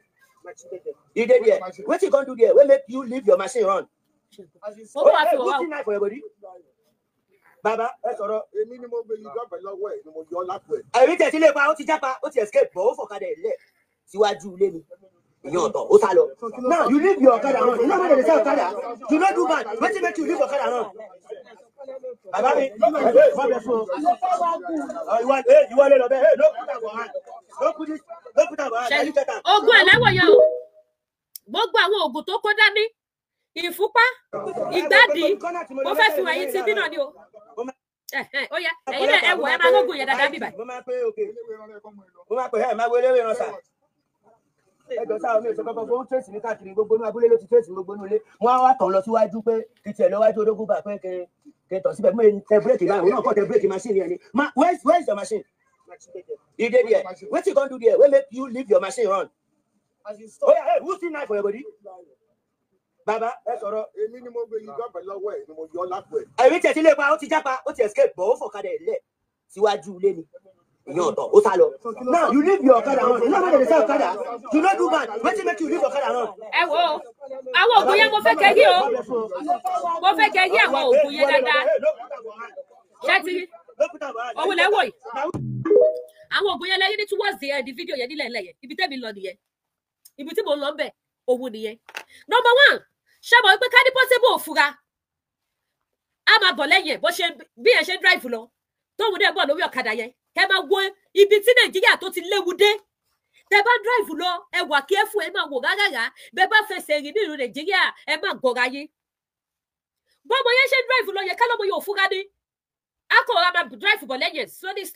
slowly tọ́mọ yẹn máa fi park tọ́mọ yẹn bá ṣe park tó bá ṣe ṣílẹ̀kùn tó bọ́lẹ̀ báyìí akọ̀ fa ọ̀bẹ yòyò adẹ̀ kí bọ̀ nípa adẹ̀ lọ owó onídàá ti park akọ̀ọ̀rọ̀ slow down ni a slow down àbí ká lọ́mọ yẹn ti tán trafficator light gbígbó òun fẹ́ park ó lè fún ní gap díẹ̀ kó fi wo ibi tó fẹ́ park sí á jẹ́ kọ́mọ yẹn park á wá gbé súnmọ́ tọ́mọ yẹn bá ṣe ṣílẹ̀kùn tó bá ṣe bọ́lẹ̀ báyìí kó palẹ̀kùn dé padà báyìí á kí ọ̀bẹ bọ̀ lẹ́yìn ní adẹ̀ lọ ọ̀bẹ má kẹ̀jẹ̀ bí ó bá ṣe pa ọ̀tá ọmọ ọlọ́mọ dànù nìyẹn ta lọ́mọ wá bùsọ wèrè ni ó máa fa pé ewúrẹ́ jiyàn wèrè olórin ó máa fa pé ewúrẹ́ jiyàn ó máa láwọn ọmọ títí ẹ ó máa níyàwó títí ẹ ó ṣe àárín àwọn nǹkan tí Portable tó ṣe fún àwọn èèyàn ní àsìkò iléyá bó ṣe fún àwọn èèyàn ní jíjẹ mímu àwọn top celebrity musician mélòó ló ṣe bẹ́ẹ̀ kì í ṣe pé mo fight fún Portable but mo fi eléyìí create awareness fún àwọn ọmọ Yorùbá ká wake up àárín ọ̀tá la wà gbogbo àwọn Fúlàní tẹ́rítọ́ yí wa káyẹ apààyàn ní gbogbo wọn pátápátá apààyàn ní gbogbo wọn pátápátá tí òkú kan gbogbo àwọn Fúlàní tẹ́ ẹ̀rí nìyí wípé ó wá kọ́lẹ̀ ni ó wá ṣe kíní kan ni apààyàn ni wọ́n ẹ má bínú mo sorry mi ò accept anybody ẹ má bínú ẹjọ́ I'm not used to it ẹjọ́ má bínú apààyàn ní gbogbo àwọn tẹ́ ń wò yẹ ilẹ̀ Yorùbá wọ́n ti ṣe kíní wọ́n ti ráǹdì wa wọ́n dẹ̀ ń ṣe kíní wọ́n pa àwọn èèyàn ní ìpakúpa wọ́n kò bá pariwo ní pé ọ̀kadà kan ló kọjá òun nìkan ló dé wà ní mọ́tò wọ́n tó wípé òun náà jẹ́ ọmọ gbọ́n kò tọ́ trafficator light fún ó ti ṣáàdì ó ti rí pọ́bọ̀ ọmọ yẹn tẹ bírèkì lójijì bó ṣe wípé tẹ bírèkì lójijì òun náà wípé action lélẹ̀ ó kọjá bóun ṣe gò kálọ́mọ yẹn kàn ló fún ní sign trafficator light ní pé òun fẹ́ park á wá slow down kò ní súnmọ́ tán á jẹ́ kó ọmọ yẹn park ọmọ yẹn bọ́lẹ̀ báyìí á ń wọ ọ̀bẹ mọ́ ní kù ní àdẹ̀ lọ ọkọ̀ ń dán lóògùn gbogbo ẹ̀ ló kó wá ló wá fi bàjá ṣùgbọ́n tó rí pé action ọmọ ìlú kan bá dé òun náà ti ṣe kíni kẹ́yìn Yorùbá kẹ́ ṣí ọpọlọ yín sílẹ̀ Fúlàní ti ṣe kíni wọ́n ti wise Fúlàní ta máa ń pè ní dídìrì pé wọ́n gbọ́ kókó wọ́n mọ mẹ́wàá ọpọlọ tí wọ́n gbọ́ ṣiṣẹ́ fast nísìn fún iṣẹ́ ibi bírèkì tó bóyá tẹ̀ lójijì ló fi rí pé eléyìí ti ká mi ló fi jọ̀kadà lẹ̀ ló fi mẹ́rẹ́ àbí ò ṣiṣẹ́ ibi ò ní bad intention káàtẹ̀ ló tẹ̀lé gbogbo nǹkan láti fi protect ara gẹ́gẹ́ bí bílù ṣe bí èèyàn tó ń tẹ̀lé lẹ́yìn ó dẹ̀ tẹ bírèkì lójijì what will you do you will stop now àbí bó ṣe tẹ bírèkì yẹn wà á dẹ̀ rọra kọjá tẹ̀ wá bá tiẹ̀ lọ but nítorí pé iṣẹ́ ibi ló fẹ́ wá ṣe ó rí pé Portable tẹ bírèkì lójijì ìyẹn ti tọ̀ yẹn tẹ bírèkì lójijì ó rí pé no action lélẹ̀ wèrè olórin ti ká apààyàn wèrè fásọs apààyàn ìzíkọ̀tò ọmọ burúkú méjì ó jọ ọ̀kadà lẹ̀ ó bu eré ìyẹn náà kẹ̀dẹ̀rẹ̀ ó bu eré tẹ̀lé wèrè di méjì ó bu eré tẹ̀lé bẹ́ẹ̀ ni kó tó di wípé wọ́n bá rí mú ẹ wo irú tó fẹ́ máa ṣe fún wa nílẹ̀ Yorùbá ẹ wo ohun tó fẹ́ máa ṣe fún wa ní ilẹ̀ Yorùbá ṣé bá ṣe máa bá lọ nìyẹn ọmọ Yorùbá jẹ́ ká wake up a kò fi ti Portable a kò tún fi ṣí wa níyè ni ká ba lè mọ tá à ń ṣe ká ba lè mọ bá ṣe fẹ́ gbára wa kúrò lóko ẹrú gbogbo ohun tó ṣẹlẹ̀ sí at the end of the day wọ́n lè ṣe kí ni wọ́n lè release ẹ̀ kó máa lọ mélòó lára Portable ó máa ṣọ́ọ̀kì Portable pápáriwo adákẹ́ ni àyà wèrè sórí íńtánẹ́ẹ̀tì ni ó máa ṣe kí ló máa filẹ̀ because gbogbo àwọn people tẹ́ ẹ̀ ń wò ìyàwó Fúlàní wọ́n ní àwọn godfather tó gbáski wọ́n ní àwọn godfather tó gbáski èèyàn kó pọ̀ sí fídíò fọ́tò Wàkílù ó wá rí fọ́tò yẹn náà bó ṣí ẹ̀ sọ́dọ̀ mi pé ẹ wá ayé wa lóde ẹ wo ayé wa lóde ẹ wo Wàkílù ìjọ kìíní àná ṣé gbogbo aláwọ ti sórí Wàkílù ṣé àṣìrántí sórí Wàkílù fídíò wo ni mo ṣí ẹ̀ sí bíbá tí wọ́n rìpọ́ọ̀tù yìí ṣé gbogbo èyí tẹ́ rìpọ́ọ̀tù péjì mi yìí lùkúlùkù ló máa pa yìí o lùkúlùkù ó máa pa yìí o because mi ò mọ wá ìdẹ́gbọ̀n rìpọ́ọ̀tù gbogbo péjì mi lẹ́fẹ̀ẹ́ kiri péjì ló mọ kí ni mo ṣe fún yín owó ni Wàkílù rẹ o ṣẹ́rántí ẹ̀ ọmọ Yorùbá tàtà ṣẹ́rántí Wàkílù ẹ jẹ́ bá yín zoom ẹ̀ dáadáa Wàkílù èyí tẹ́ bá rántí Wàkílù ẹ bá mi kọ sí comment section ẹ bá mi kọ sí comment section mi ìfẹ́ ká pẹ́ lórí ètò yìí ètò nìyẹn káàbọ̀ sórí ètò ẹjọ́ o special announcement dáàdì tó san $100 fún mi mo ti rí owó yín o ẹjọ́ ẹ pè mí o mi ò ní contact yín mọ́ ẹjọ́ sá o mo fẹ́ lẹ́dùnmarè bẹ̀yìn mo ti rí $100 yẹn o dáàdì $100 tẹ̀sán mo ti rí o mo ti rí ẹjọ́ ẹ pè mí o kí lè bá yín sẹ́yìn ọjà yìí o ẹ ní dààmú bàbá mi ẹjọ́ sá ẹ pè mí o ẹ pè mí o ẹ pè mí o mo ti pariwo ń sìn going to 2 weeks àtìgbà tó ti báǹdì WhatsApp mi mo ti pariwo mo ti ṣe special announcement yìí pé dáàdì tó san $100 fún mi ẹjọ́ sá mo ti rí owó yẹn ẹ pè mí kí lè bá yín sẹ́yìn ọjà yìí ká ní mo ládírẹ́sì yín ni màá ti sẹ́yìn ọjà yẹn ẹ kọ́ dédé receive ọjà yín ni but mi ládírẹ́sì yín ẹjọ́ sá ẹ pè mí ẹ ní jẹ gbèsè ẹ ní báwọn jẹ àràmù o bí mo dẹ̀ ṣe máa pariwo ní òdìjọ́ bá rí yín kí tó dákẹ́ òdìjọ́ tẹ bá pè mí kí tó dákẹ́ ṣé rántí Wàkílù ẹ bá mi kọ sí comment section Wàkílù rẹ wà yí tẹ wá TikTok ẹ jẹ́ kí n fi wọ̀nyí ẹ lè bá wo pé ta ló jẹ́ bẹ́ẹ̀ Wàkílù èwo ló dún báyìí yéè copyright gbàgbà ibo lórí yẹn ti já wá báyìí gbogbo ọ̀rọ̀ ẹjẹ́ tún lọ tún gbé wá ṣé rántí Wàkílù owó nìyí Wàkílù ẹ̀yin tẹ wá TikTok ṣé mọ́ nìyí ẹ̀yin ti Facebook YouTube ẹ jẹ́ rí kọ́mẹ́ǹtì tẹ́ bá rántí ẹ kọ yẹ́sì Wàkílù ẹ̀yin tẹ́ wà ní TikTok tẹ́ bá mọ̀ ẹ kọ no kí n sọ sórí ẹ̀ fún wa ká sáré jára wa sí ara àwọn ikú pa ni tá à ń bá gbé nílùú Nàìjíríà rè ara àwọn oníṣẹ́ bíi ìlú Nàìjíríà tó dẹ̀ gbádùn fáǹfààní èyí tí ẹ bá rántí Wàkílù àbí tẹ́ ẹ bá mọ̀ ẹ jẹ́ sáré sọ sórí ẹ̀ fún yín Fúlàní ni ó wà ní Ìbàràpá ló wà ní Ọ̀yọ́ state ní 2021 Wàkílù tẹ́ ẹ wò yìí ó gbẹ̀yàwó ọba ó gbẹ̀yàwó òjòyè níbi tó tẹ̀dó sí ní Ọ̀yọ́ state story ẹ̀ dẹ́tì gan ó ní àwọn ọmọọṣẹ́ ìjọ tí mo kọjá níwájú ọ̀dọ̀ Wàkílù níjọ́ tí kó tó di pé ṣẹlẹ̀ 2021 yẹn ṣẹlẹ̀ tọ́ka amọ́lẹ̀ olóyè tí èmi àti Débọ́lá Omíyalé ta kọjá bẹ̀ ní 1 point bẹ̀ fún mi mo lanú lẹ̀ ni inú gbọ́ ló gbé ó wá ṣe fèsì yẹn ga ibẹ̀ ló máa kidnap àwọn èèyàn wọ̀ ibẹ̀ ló kidnap àwọn èèyàn wọ̀ nígbà tó ní wọ́n fún mi pé ọ̀dọ̀ Wàkílù nìyẹn bó lanú lẹ̀ ni pé ayé lè gba Fúlàní tó tó yìí Wàkílù tẹ́ ẹ wò ní bàbá àgbàlagbà yìí ayé tó jẹ́ ní ilẹ̀ Yorùbá tẹ́ bá gbọ́ pé ó bad baddest àwọn tó bá fọ́lọ̀ Yorùbá nation story ló máa mọ Wàkílù yìí dáadáa Wàkílù gbàyàwó ọba ó gbẹ́sẹ̀ léyàwó jòyè ní ilẹ̀ Yorùbá ní Ọ̀yọ́ state ní Ìbàràpá lọ́dọ̀ ẹ̀ ọwọ́ kidnap àwọn èèyàn ó ṣe fẹ́ǹsì wọ́n kó wọn lọ síbẹ̀ wọ́n ṣe títí tí wọ́n kidnap ọmọ ọba sọ ránṣọ ìyà ń jẹ wá nílẹ̀ Yorùbá Wàkílù ní àwọn ọmọọṣẹ́ tó pọ̀ jaburata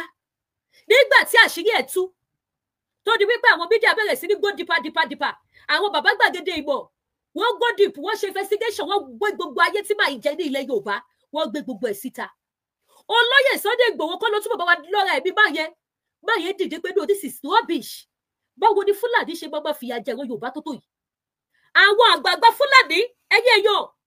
tí ẹ bá sọ̀rọ̀ nípa Fúlàní ẹ dẹ̀ máa rí àwọn bàyẹ́ tí àlà àwọn Shettima fìyà vice president yẹn ni ẹ máa rí gbogbo wọn máa dìde wọn á ní kó máa gbé ẹni yẹn bọ̀ l'Ábùjá that is the end of the story ẹ tún gbọ́ kọ̀kọ́ mọ́ òun ló fi jẹ́ pé ìtọ́ lọ Portable boy ó ní godfather tó gbá ski the next time agbọ́ pé wọ́n ti transfer case ẹ̀ lọ sí Àbújá that is the end of the story olóyè dìde láti make sure wípé wọ́n tọwọ́ ìbàjẹ́ Wàkílù tẹ̀ wò yìí wọ́n ti ọwọ́ ẹ̀ bọlẹ̀ àwọn ọmọ àlẹ́lẹ̀ Yorùbá kan náà tún dìde tí olóyè wípé náà kò lè lé Fúlàní kúrò nílẹ̀ Yorùbá Fúlàní tó gbàyàwó ọba tó gbàyàwó ìjòyè táwọn bàbá yẹn dẹ̀ mú mọ́ra nítorí wọn kì í ṣe first class king Fúlàní kidnap ọmọ ọba tọ́jọ́ gbẹ́dọ̀lù ọba yẹn tún sọ lásán fún Fúlàní yẹn pálapàla ìlú apala wọ́n tún dìde ogun tó máa dé yẹn mọ́ bàbá yẹn wá fọwọ́ lẹ́wọ́ bá wá wò àwọn ọmọọṣẹ́ Gani Adams ayé ọ̀rọ̀ Kakanfò mẹ́ta àwọn ni wọ́n wá lọ síbi tí màá wà àwọn OPC lọ́ wá lọ capture ẹyẹ èèyàn kò sí kankan tó jẹ́wọ́ Nàìjíríà ẹ jẹ́ ká jí ẹ̀yin tẹ́ bá tí ìjọ Yorùbá nation struggle nígbà tá à ń ṣe kéèsì Wàkílù tẹ́ bá gbọ́ pé kéèsì yẹn bad ṣáà kéèsì Sẹ́ríkì gangan ó kéré lẹ́gbẹ̀ẹ́ ti bà Wàkílù yìí ti Wàkílù yìí ló bàdì jù ti Wàkílù yìí ẹ wò bí kéèsì president ni àwọn ọmọ OPC ni wọ́n gbéra lọ sí ibẹ̀ tí wọ́n lọ capture báyìí ìjọ tí wọ́n débẹ̀ tó fẹ́ lọ capture ẹ̀ àwọn ọmọọṣẹ́ wọ́n yọ ọ̀bọ tiwọn wọ́n yọ oríṣiríṣi tiwọn ṣùgbọ́n àwọn onílẹ̀ tẹ̀lé àwọn OPC yẹn lọ ṣùgbọ́n àwọn OPC yẹn tí ayé bá jáyé ni wọn ò lè gbàgbé tó bí pé kíni àwọn náà ọgbà kíni kí n pè náà wọ́n gba rank ẹlẹ́wọ̀n wọ́n gba rank wọ́n dẹ̀ bú Wàkílù life and direct nígbà tó bú Wàkílù tán àwọn ọmọọṣẹ́ kọ̀ọ̀kan sá lọ wọ́n rà àwọn kọ̀ọ̀kan bú Wàkílù tó débẹ̀ tó bú tó jẹ́ pé ọjọ́ fèsì ara wọn nígbà tó rí wípé yes ọwọ́ àwọn OPC ilé ju tòun lọ wọ́n bú Wàkílù wọ́n ju Wàkílù sí mọ́tò Wàkílù dẹ̀ ṣe báyìí fídíò ẹ̀ wá o ó dẹ̀ ṣe báyìí mọ́tò ara owó òyà òun ṣẹ̀ṣẹ̀ lọ ṣe ojú òun ni owó orí wọn dáadáa Wàkílù dẹ̀ bẹ̀rẹ̀ sí ní àti drama àwọn OPC tó lọ mú gọ́lá lulẹ̀ ní pé Wàkílù ìwọ tó yẹ kó fèsì wa tó fẹ́ máa sá lọ ta lé ẹ mú ló wá sọ wípé òrí wọn bọ́dí sí àwọn ọmọ ẹ̀tọ́ rí mú pẹ̀lú ẹ̀dẹ́ sọ wípé ọwá fìyà jẹ bàbá wọn ni o bàbá wọn kì í ṣe ẹni bí to cut the story short Wàkílù tẹ̀ wò yìí wájú police station lẹ́tí wò yìí wájú cell ọ̀daràn tí gbogbo ayé mọ̀ tí àwọn ọmọ Yorùbá tí wọ́n ń ṣọmọ àlè mọ̀ Wàkílù dẹ̀ jáde ní sẹ́ẹ̀lì àwọn pípù yẹn wọ́n dẹ̀ lọ hand over fọlọ́pàá pé kí ìjọba ṣèdájọ́ ẹ bìlífù pé gbogbo àwọn OPC tó lọ mú àwọn mẹ́tẹ̀ẹ̀ta wọ́n lo good 4 months ṣé 4 months lọ́nà àbí 6 months wọ́n lò lẹ́wọ̀n àwọn tó lọ mú Wàkílù tó ń gbàyàwó ọba tó ń gbàyàwó òjòyè tó ń gbalẹ̀ onílẹ̀ tó lé àwọn èèyàn kúrò lù ú àwọn ni wọ́n ṣẹ̀wọ̀n o lọ́wọ́ ìjọba Nàìjíríà nígbà ayé Buhari that was 2020 lọ́wọ́ tí mo sọ yìí 2021 àwọn OPC yẹn ṣe ẹ̀wọ̀n Wàkílù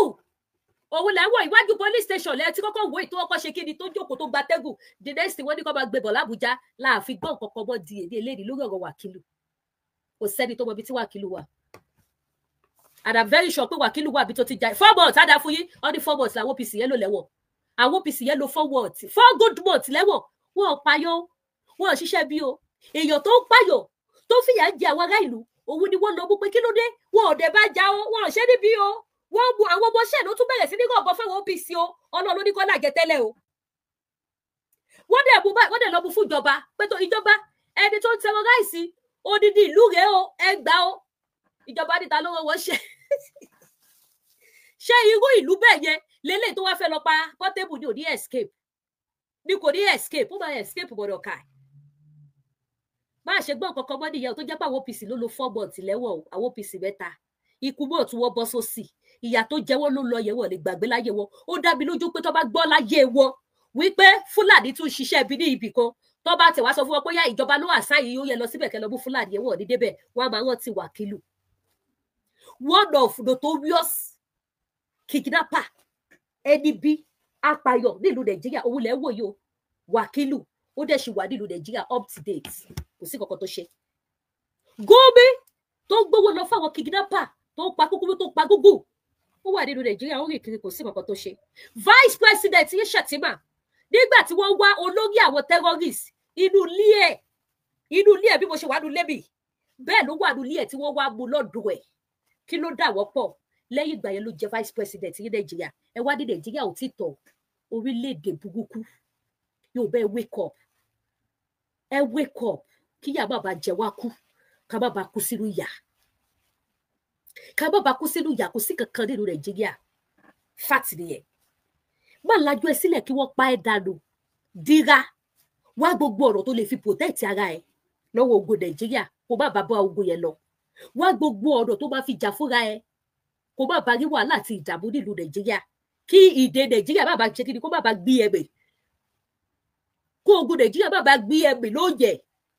ẹwẹnu ọkọ ẹwọ bí gbogbo nǹkan ṣe ń lọ nílùú Nàìjíríà kí lẹ lè fi yọgàn nípa orílẹ̀-èdè yẹn kò sí ọmọ Yorùbá ẹ jẹ́ ká wake up Yorùbá nation no going back. Fulani have all the power in Nigeria in Yoruba lands. God bless you, you are right. Òun lẹ gbọ́ yìí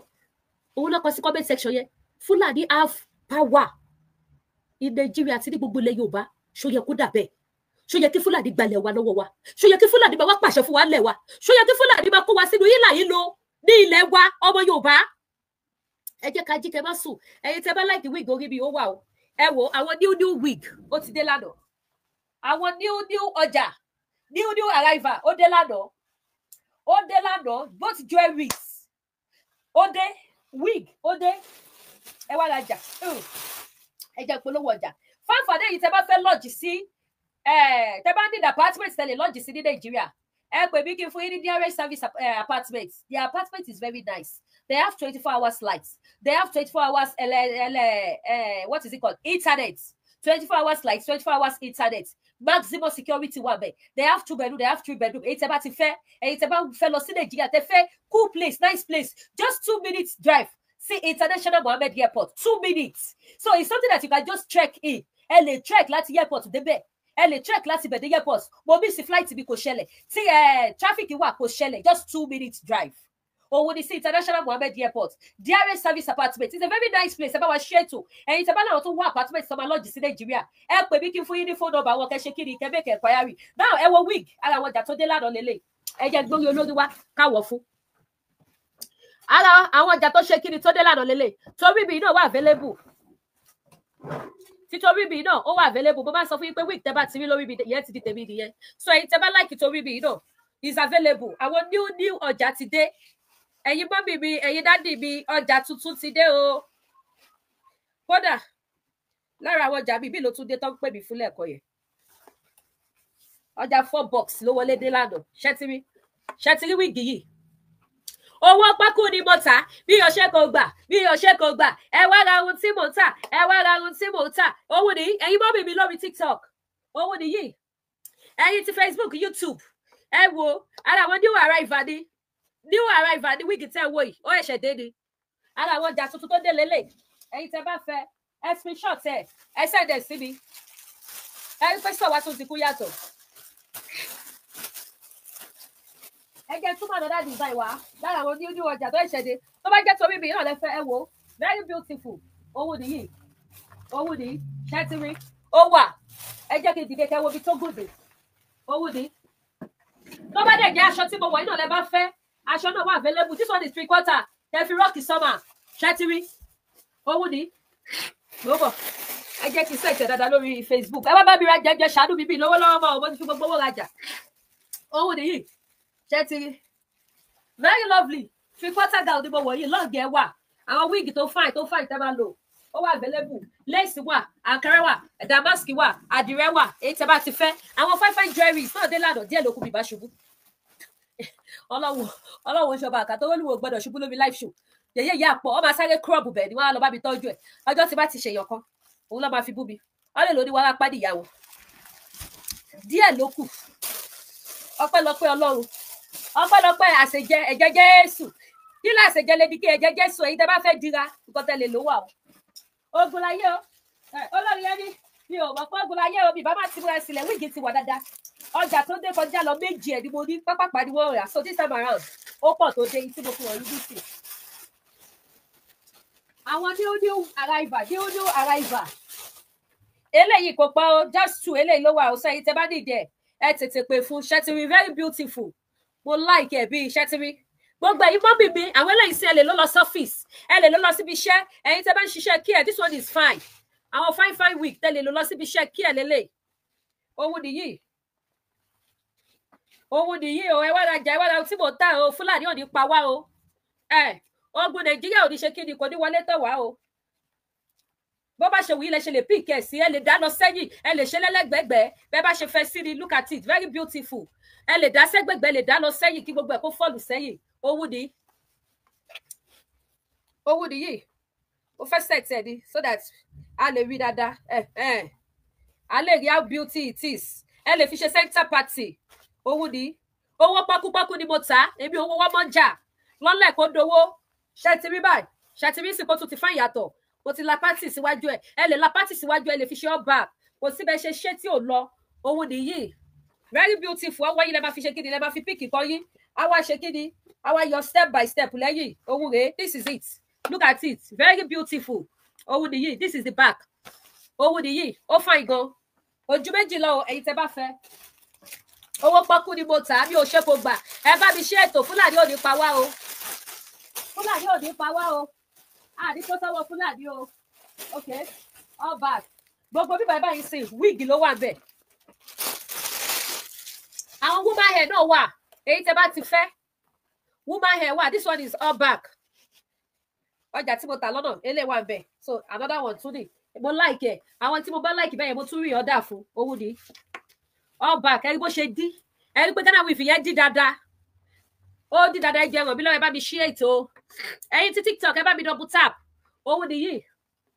ẹ wo bó ṣe mú yes ó fine gan ó fine ó dí dáadáa sọ ẹ̀yin tẹ́ bá fẹ́ ẹ gbá mi láago àwọn braid náà wà àwọn braid long braid wà short braid wà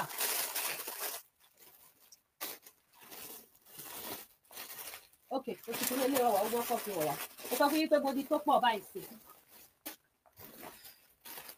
ṣáàtì wo wele no àti wele yes ṣẹ́tìrì báyìí all back lélẹ̀ this one is all back straight one ó yàtọ̀ sí oní short tó kọ́ ì tí mo fi ọ̀wá lẹ́ẹ̀kan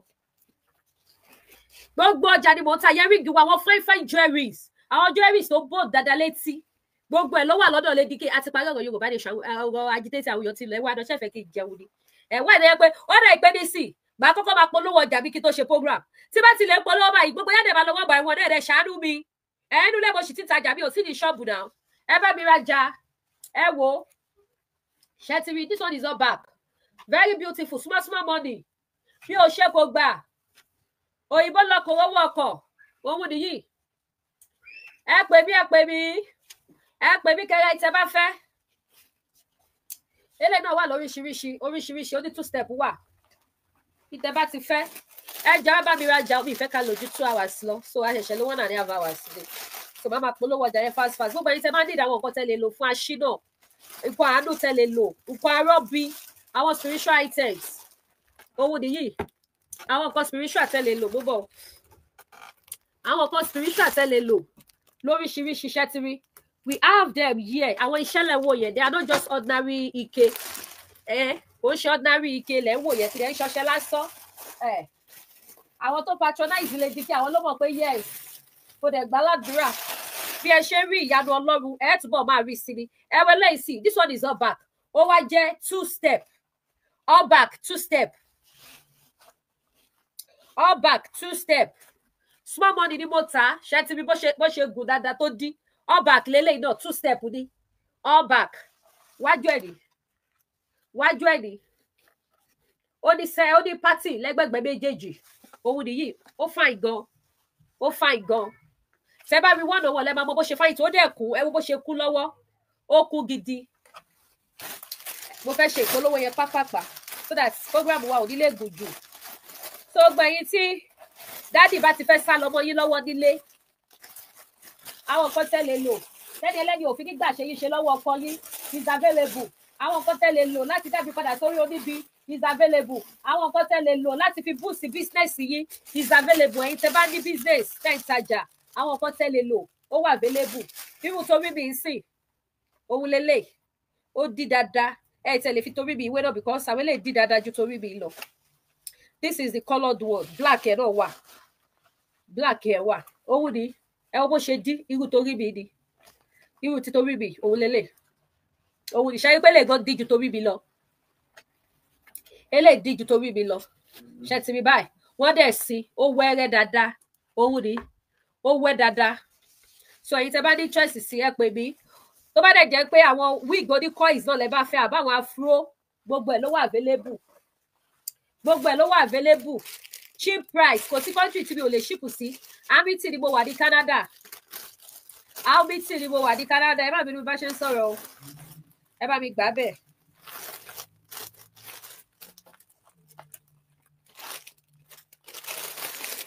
Ẹ jọba wa double tap o. Gbogbo yín sí TikTok náà ti yẹsẹ̀. Ṣé kí n má wá tajà ni? Ẹ má wọ̀rí ọlọ́wọ́ á ṣèyanu. Ìyanu á ṣẹlẹ̀. Mi ò fẹ́ tún ṣòwò ní títí bá ti ṣòwò tẹ́lẹ̀. Gbogbo àwọn wíìgì tí mo fi wọ̀nyí, they are all new arrival. New arrival. Wíìgì èmi gan like ẹ̀. Ẹ wo eléyìí. Look at it.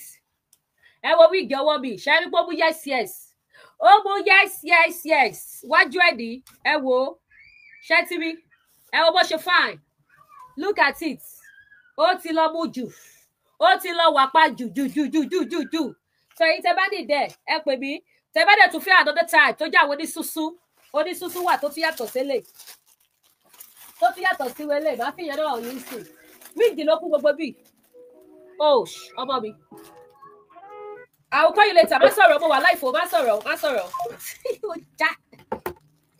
Ó já ní straight. Ó pọ̀ sí ẹni. Mo ti fi rí eléyìí wà. Wíìgì pọ̀ bí o lóríṣiríṣi. Yà fi ti fi eléyìí wà. Òun ni all back tó short tí ó gùn. Ẹni tó bá ní mo fẹ́ all back but mi ò fẹ́ tó gùn. Ó dà pé mọ́mì kan gan wọ́n sẹ́ẹ̀dì something like this síbi tó láwọn fẹ́. Òun lélẹ́yìí. Ó ẹ̀ṣẹ̀ dé ni new arrival ni. Ṣé àwọn ọdún fún yàrá gẹ́ẹ̀tì nọ́mbà wọn? Bí store nọ́mbà àwọn èèyàn. Wọ́n ti mẹ́sẹ̀gì mi lórí clearing bill mi. Okay now. Kò sí wàhálà. Á sanwó.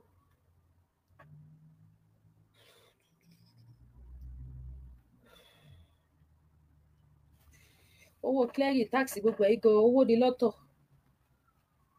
Jẹ́ ṣe tó kí wá wò wò. Owó nìyí. Ẹ̀yin tẹ́ bá fẹ́. Ẹ wá bá mi rajà o, ẹ ṣàánú mi o, ọjà mi ló tún ti dé yìí o. Ọjà mi ló tún ti dé yìí, ẹ ṣàánú mi o, ẹ ṣàánú ọmọ tí ò ní ìyá tó sí o. Ẹ ṣàánú ọmọ ìyá ṣẹlẹ̀ o. Ẹ wele. Tí bá sọ fún mi pé mo láwọn fine wig. Òun nìyí. Ẹ wo back yìí. Ẹ wo finishing hand ẹ̀. Ṣé ti rí ó gùn gan o? Ṣé ti rí? Ẹ wo owó ẹ̀. Òun nìyí. Ó gùn gan long one ni. Ẹ dẹ̀ wo owó ẹ̀ kì í ṣe straight hand. Ọwọ́ ẹ̀ coils. Ó tún gùn jù tó bíbí lọ. Òun ni all back. Ó fine gan ó wà pa. So gbẹ̀yìn tẹ́ bá ní the product iléeṣẹ́ tí yọ natural bar. Agbójẹ̀dí. Which one ma? How much for this? Which one out of it? Yeah.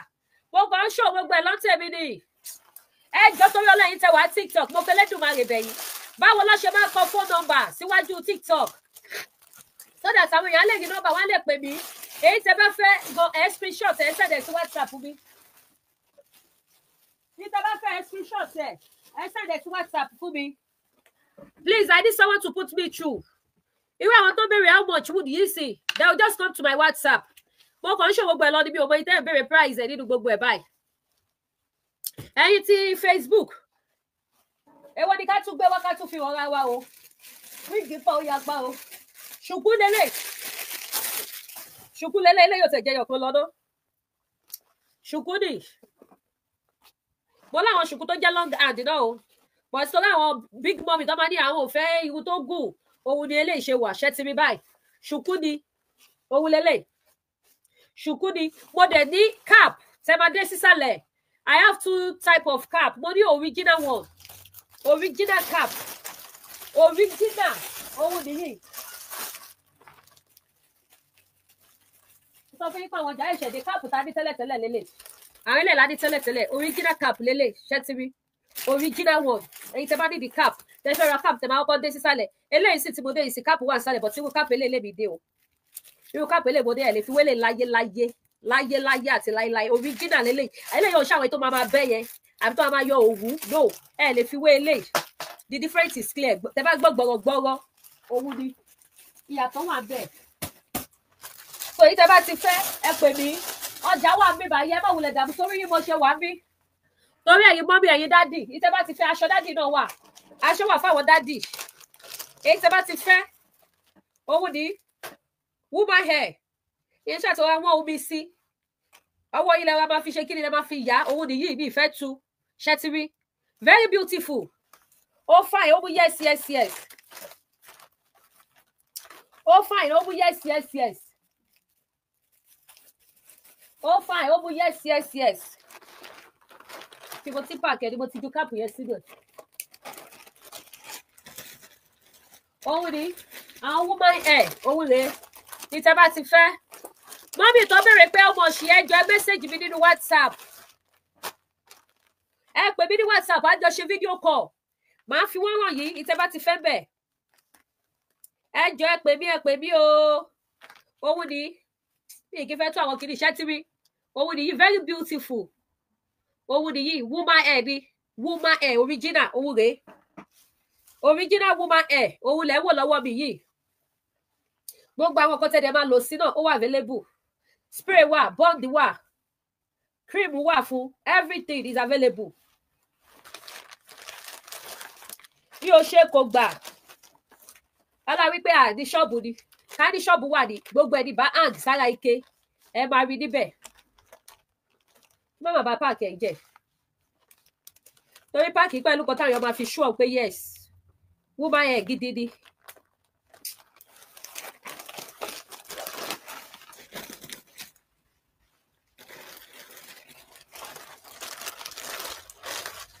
ẹ wá ra ohun tí mò ń ta ìrẹ́lẹ̀ ni mo lò ní ìjáwó bíbáyìí tó fà ìgan lórí mi and people come for it wọ́n rọ̀ ṣe ẹ̀ owó ni èmi náà ní ìwé eléyìí mo ní maybe next show ni màá tún lò wá next show màá tún lò rú ẹ̀wà ó fà ìgan owó ni ẹ jẹ́ kí n fi wọ̀nyí lórí fóònù owó ló wà lórí WhatsApp mi very beautiful ó fà ìgan owó ni òun lẹ́wọ̀n lórí mi yìí ó fine ó mú yes ìtì mo show yìí sí èlé owó ni. so wíìgì kún bíbá lóríṣiríṣi wíìgì pọ̀ ìtẹ́ bá ti fẹ́ bí ìfẹ́ ká gbẹ́ra wa lásìkò púpọ̀ 2 hours wá ti pé lọ so ìtẹ́ bá ti fẹ́ ẹ jọ̀ọ́ ẹ pè mí ojú òní tí ẹ ní dààmú láyé yín ẹ wá bá mi rajà tó bá dẹ̀ jẹ́ wípé àwọn nǹkan ìṣẹ́gun náà lẹ bá fẹ́ lágbára Ọlọ́run ogun ayé gbogbo wa máa ṣẹ́ gbogbo bí tá a roko orin sí àti bí tá a roko sí ìrànlọ́wọ́ Ọlọ́run á dìde fún wa fáfàdé yìí tẹ́ bá dìde àwọn nǹkan spiritual items ẹ jẹ́ kí n tọ́nu kí ló ti pè báyìí tẹ́ dìde àwọn nǹkan spiritual items tẹ́ lè lò maybe for mercy for victory for protection just call me ẹ pè Lady K Ìfẹ́olúwaṣò gbogbo ẹ̀yin kan tẹ́ wá àwọn kan aṣínà tẹ́ lè lò ẹ pè mí ẹ̀yin tẹ́ wá àwọn kan ìtúwọ́ tẹ́ lè lò ẹ pè mí ẹ̀yin tẹ́ wá àwọn kan ajé tẹ́ lè lò àwọn nǹkan tẹ́ lè lò anything spiritual items maybe fún ẹ wojú Ọlọ́run fún anything ni ẹ pè mí abẹ́yìn tẹ́ wá àwọn kan tẹ́ lè lò láti ṣe kíni láti lè fi àánú gbà lọ́wọ́ èèyàn àbí lọ́wọ́ anybody ẹ̀yin ṣáà ti pé Lady K iṣẹ́ pọ̀ lóríṣiríṣi èmi ò fẹ́ pariwo iṣẹ́ báyìí wá mi ò fẹ́ pariwo ẹ̀ lórí social media I don't like it but tẹ́ bá ti pè mí ẹ ṣe kíni ẹ get àwọn kan tẹ́ fẹ́ láwọn kan tó dẹ̀ wá okay confirm one ẹ patronize Lady K fún spiritual items kẹ́ mọ̀ pé yes Jésù lọ́ba lẹ́yìn Jésù kò sẹ́nìkan o ọba mímọ́ lọ́ba tí mò ń sìn lẹ́yìn Jésù gbogbo táìtì ẹ báwo bíbí ìwọ̀n kan sísàlẹ̀ aṣọ mi táìtì wà bẹ́ẹ̀ owó ni torí gbogbo tán mi ló ti ṣó lórí TikTok lẹ́yìn Jésù kò sẹ́nìkan o alágbára mo mọ orúkọ rẹ̀ tó bá dẹ̀ já àwọn lọ́fíńdà náà lẹ bá fẹ́ lọ́fíńdà ìṣẹ́gun ó wà lóríṣiríṣi àwọn lọ́fíńdà àánú wà bákan náà àwọn kan tẹ́lẹ̀ lò fún ọfà àbí àlákàlà ojojú oorun gbogbo ẹ̀ ló wà available ká bá padà sórí jewelries ṣé mo sì lè polówó lọ títí ṣá ó dà pé tí bá ti fẹ́ ṣe program sí máa set aláwọ̀ pé òkè 1 hour for program 1 hour for advert ká lè ráyè máa polówó ọjà torí online náà láti tajà wa wọ́n máa ṣe bẹ́ẹ̀ so ayé jẹ́ ká round up but ẹ̀yin tẹ́ bá fẹ́ ra product iléeṣẹ́ TL Natural Bar tẹ́ nídìí àwọn àgbo jẹ̀díjẹ̀dí tó wà pa àti àwọn manpower tẹ́ fẹ́ pa kurubọ tẹ́ fẹ́ dóbò dáadáa ó wà available abẹ́yìn tọkọ yín ṣojú kòkòrò tó ń wò ta kiri àwọn kan tẹ́ lè lò gbogbo ẹ̀ ló wà o same to you sir ẹ káàbọ̀ sórí ètò ẹ káàbọ̀ mo kí yín ẹ káàbọ̀ so gbogbo ẹ̀ ló wà available so èyí tí ẹ bá ti fẹ́ yẹn ṣàtìpélé dk ó jẹ́ spiritual items ni ẹ má bẹ̀rù Jésù lọ́ba orúkọ Jésù ni ó dùn púpọ̀ ó wọlé oṣó wọlé àjẹ́ ó wọlé ikú so ẹ pè mí gbogbo ẹ̀ ló wà available oògùn diabetes náà agbótẹ́lẹ̀ lò fún diabetes agúnmu ó wà available ẹ jẹ́ kí n fi hàn yín bá ṣe fẹ́ ló sọ gbogbo ẹ̀ ló wà available gbogbo ìtẹ́ bá ti fẹ́ ẹ̀yẹ́ ṣàti pé Lady K Ìfẹ́ Olúwa show kò sí kọ́ńtì náà bàbá yìí sẹ̀dẹ̀ òun ní jẹ̀díjẹ̀dí tí ò máa kọ̀wé jẹ̀díjẹ̀dí ni eléyìí ti máa ń pa wà tẹ́ bá gbọ́ pakuru bọ́ kodo dáadáa àdówù gbogbo ẹ̀ ló wà mí bákan náà ti diabetes ẹ̀yin tẹ́ bá ní diabetes ògùn diabetes ni so àwọn ìtẹ́ bá ti fẹ́ gbogbo ẹ̀ ló wà mí gbogbo lòwò ní Lady K gbogbo lòwò àwọn nǹkan tẹ́ máa lò fáwọn irun yìí gbogbo ẹ̀ ló wà mí báyìí gbogbo ẹni tẹ́ bá ti fẹ́ tó bá dẹ̀ jáwọn jewelries náà ni kódà ó yẹ kí n tẹ̀ display àwọn new jewelries wa tó ẹ̀ṣẹ̀ dé ó yẹ kí n display rẹ̀ fún àbọ̀ time ti lọ pọ́ọ̀sì náà wà gbogbo ẹ̀ ló wà so bó ṣe jẹ́ nìyẹn ẹ ṣe gan mo fẹ́ sáré gbá research kan lórí TikTok bí àbárẹ̀ ẹni tó máa kọ́ bí kinní yẹn lénìí so bó ṣe jẹ́ nìyẹn so ẹ jẹ́ ká round up lórí Facebook àti YouTube ẹ ṣe gan mo dúpẹ́ gbogbo ẹ̀yin tẹ́ darapọ̀ mọ́ wa ẹ bá wa ṣe ètò Yorùbá Nation no going back ire o náà ká wá padà sí ti TikTok ẹ̀yin ti TikTok mo fẹ́ kọ́ ìkọ̀kọ̀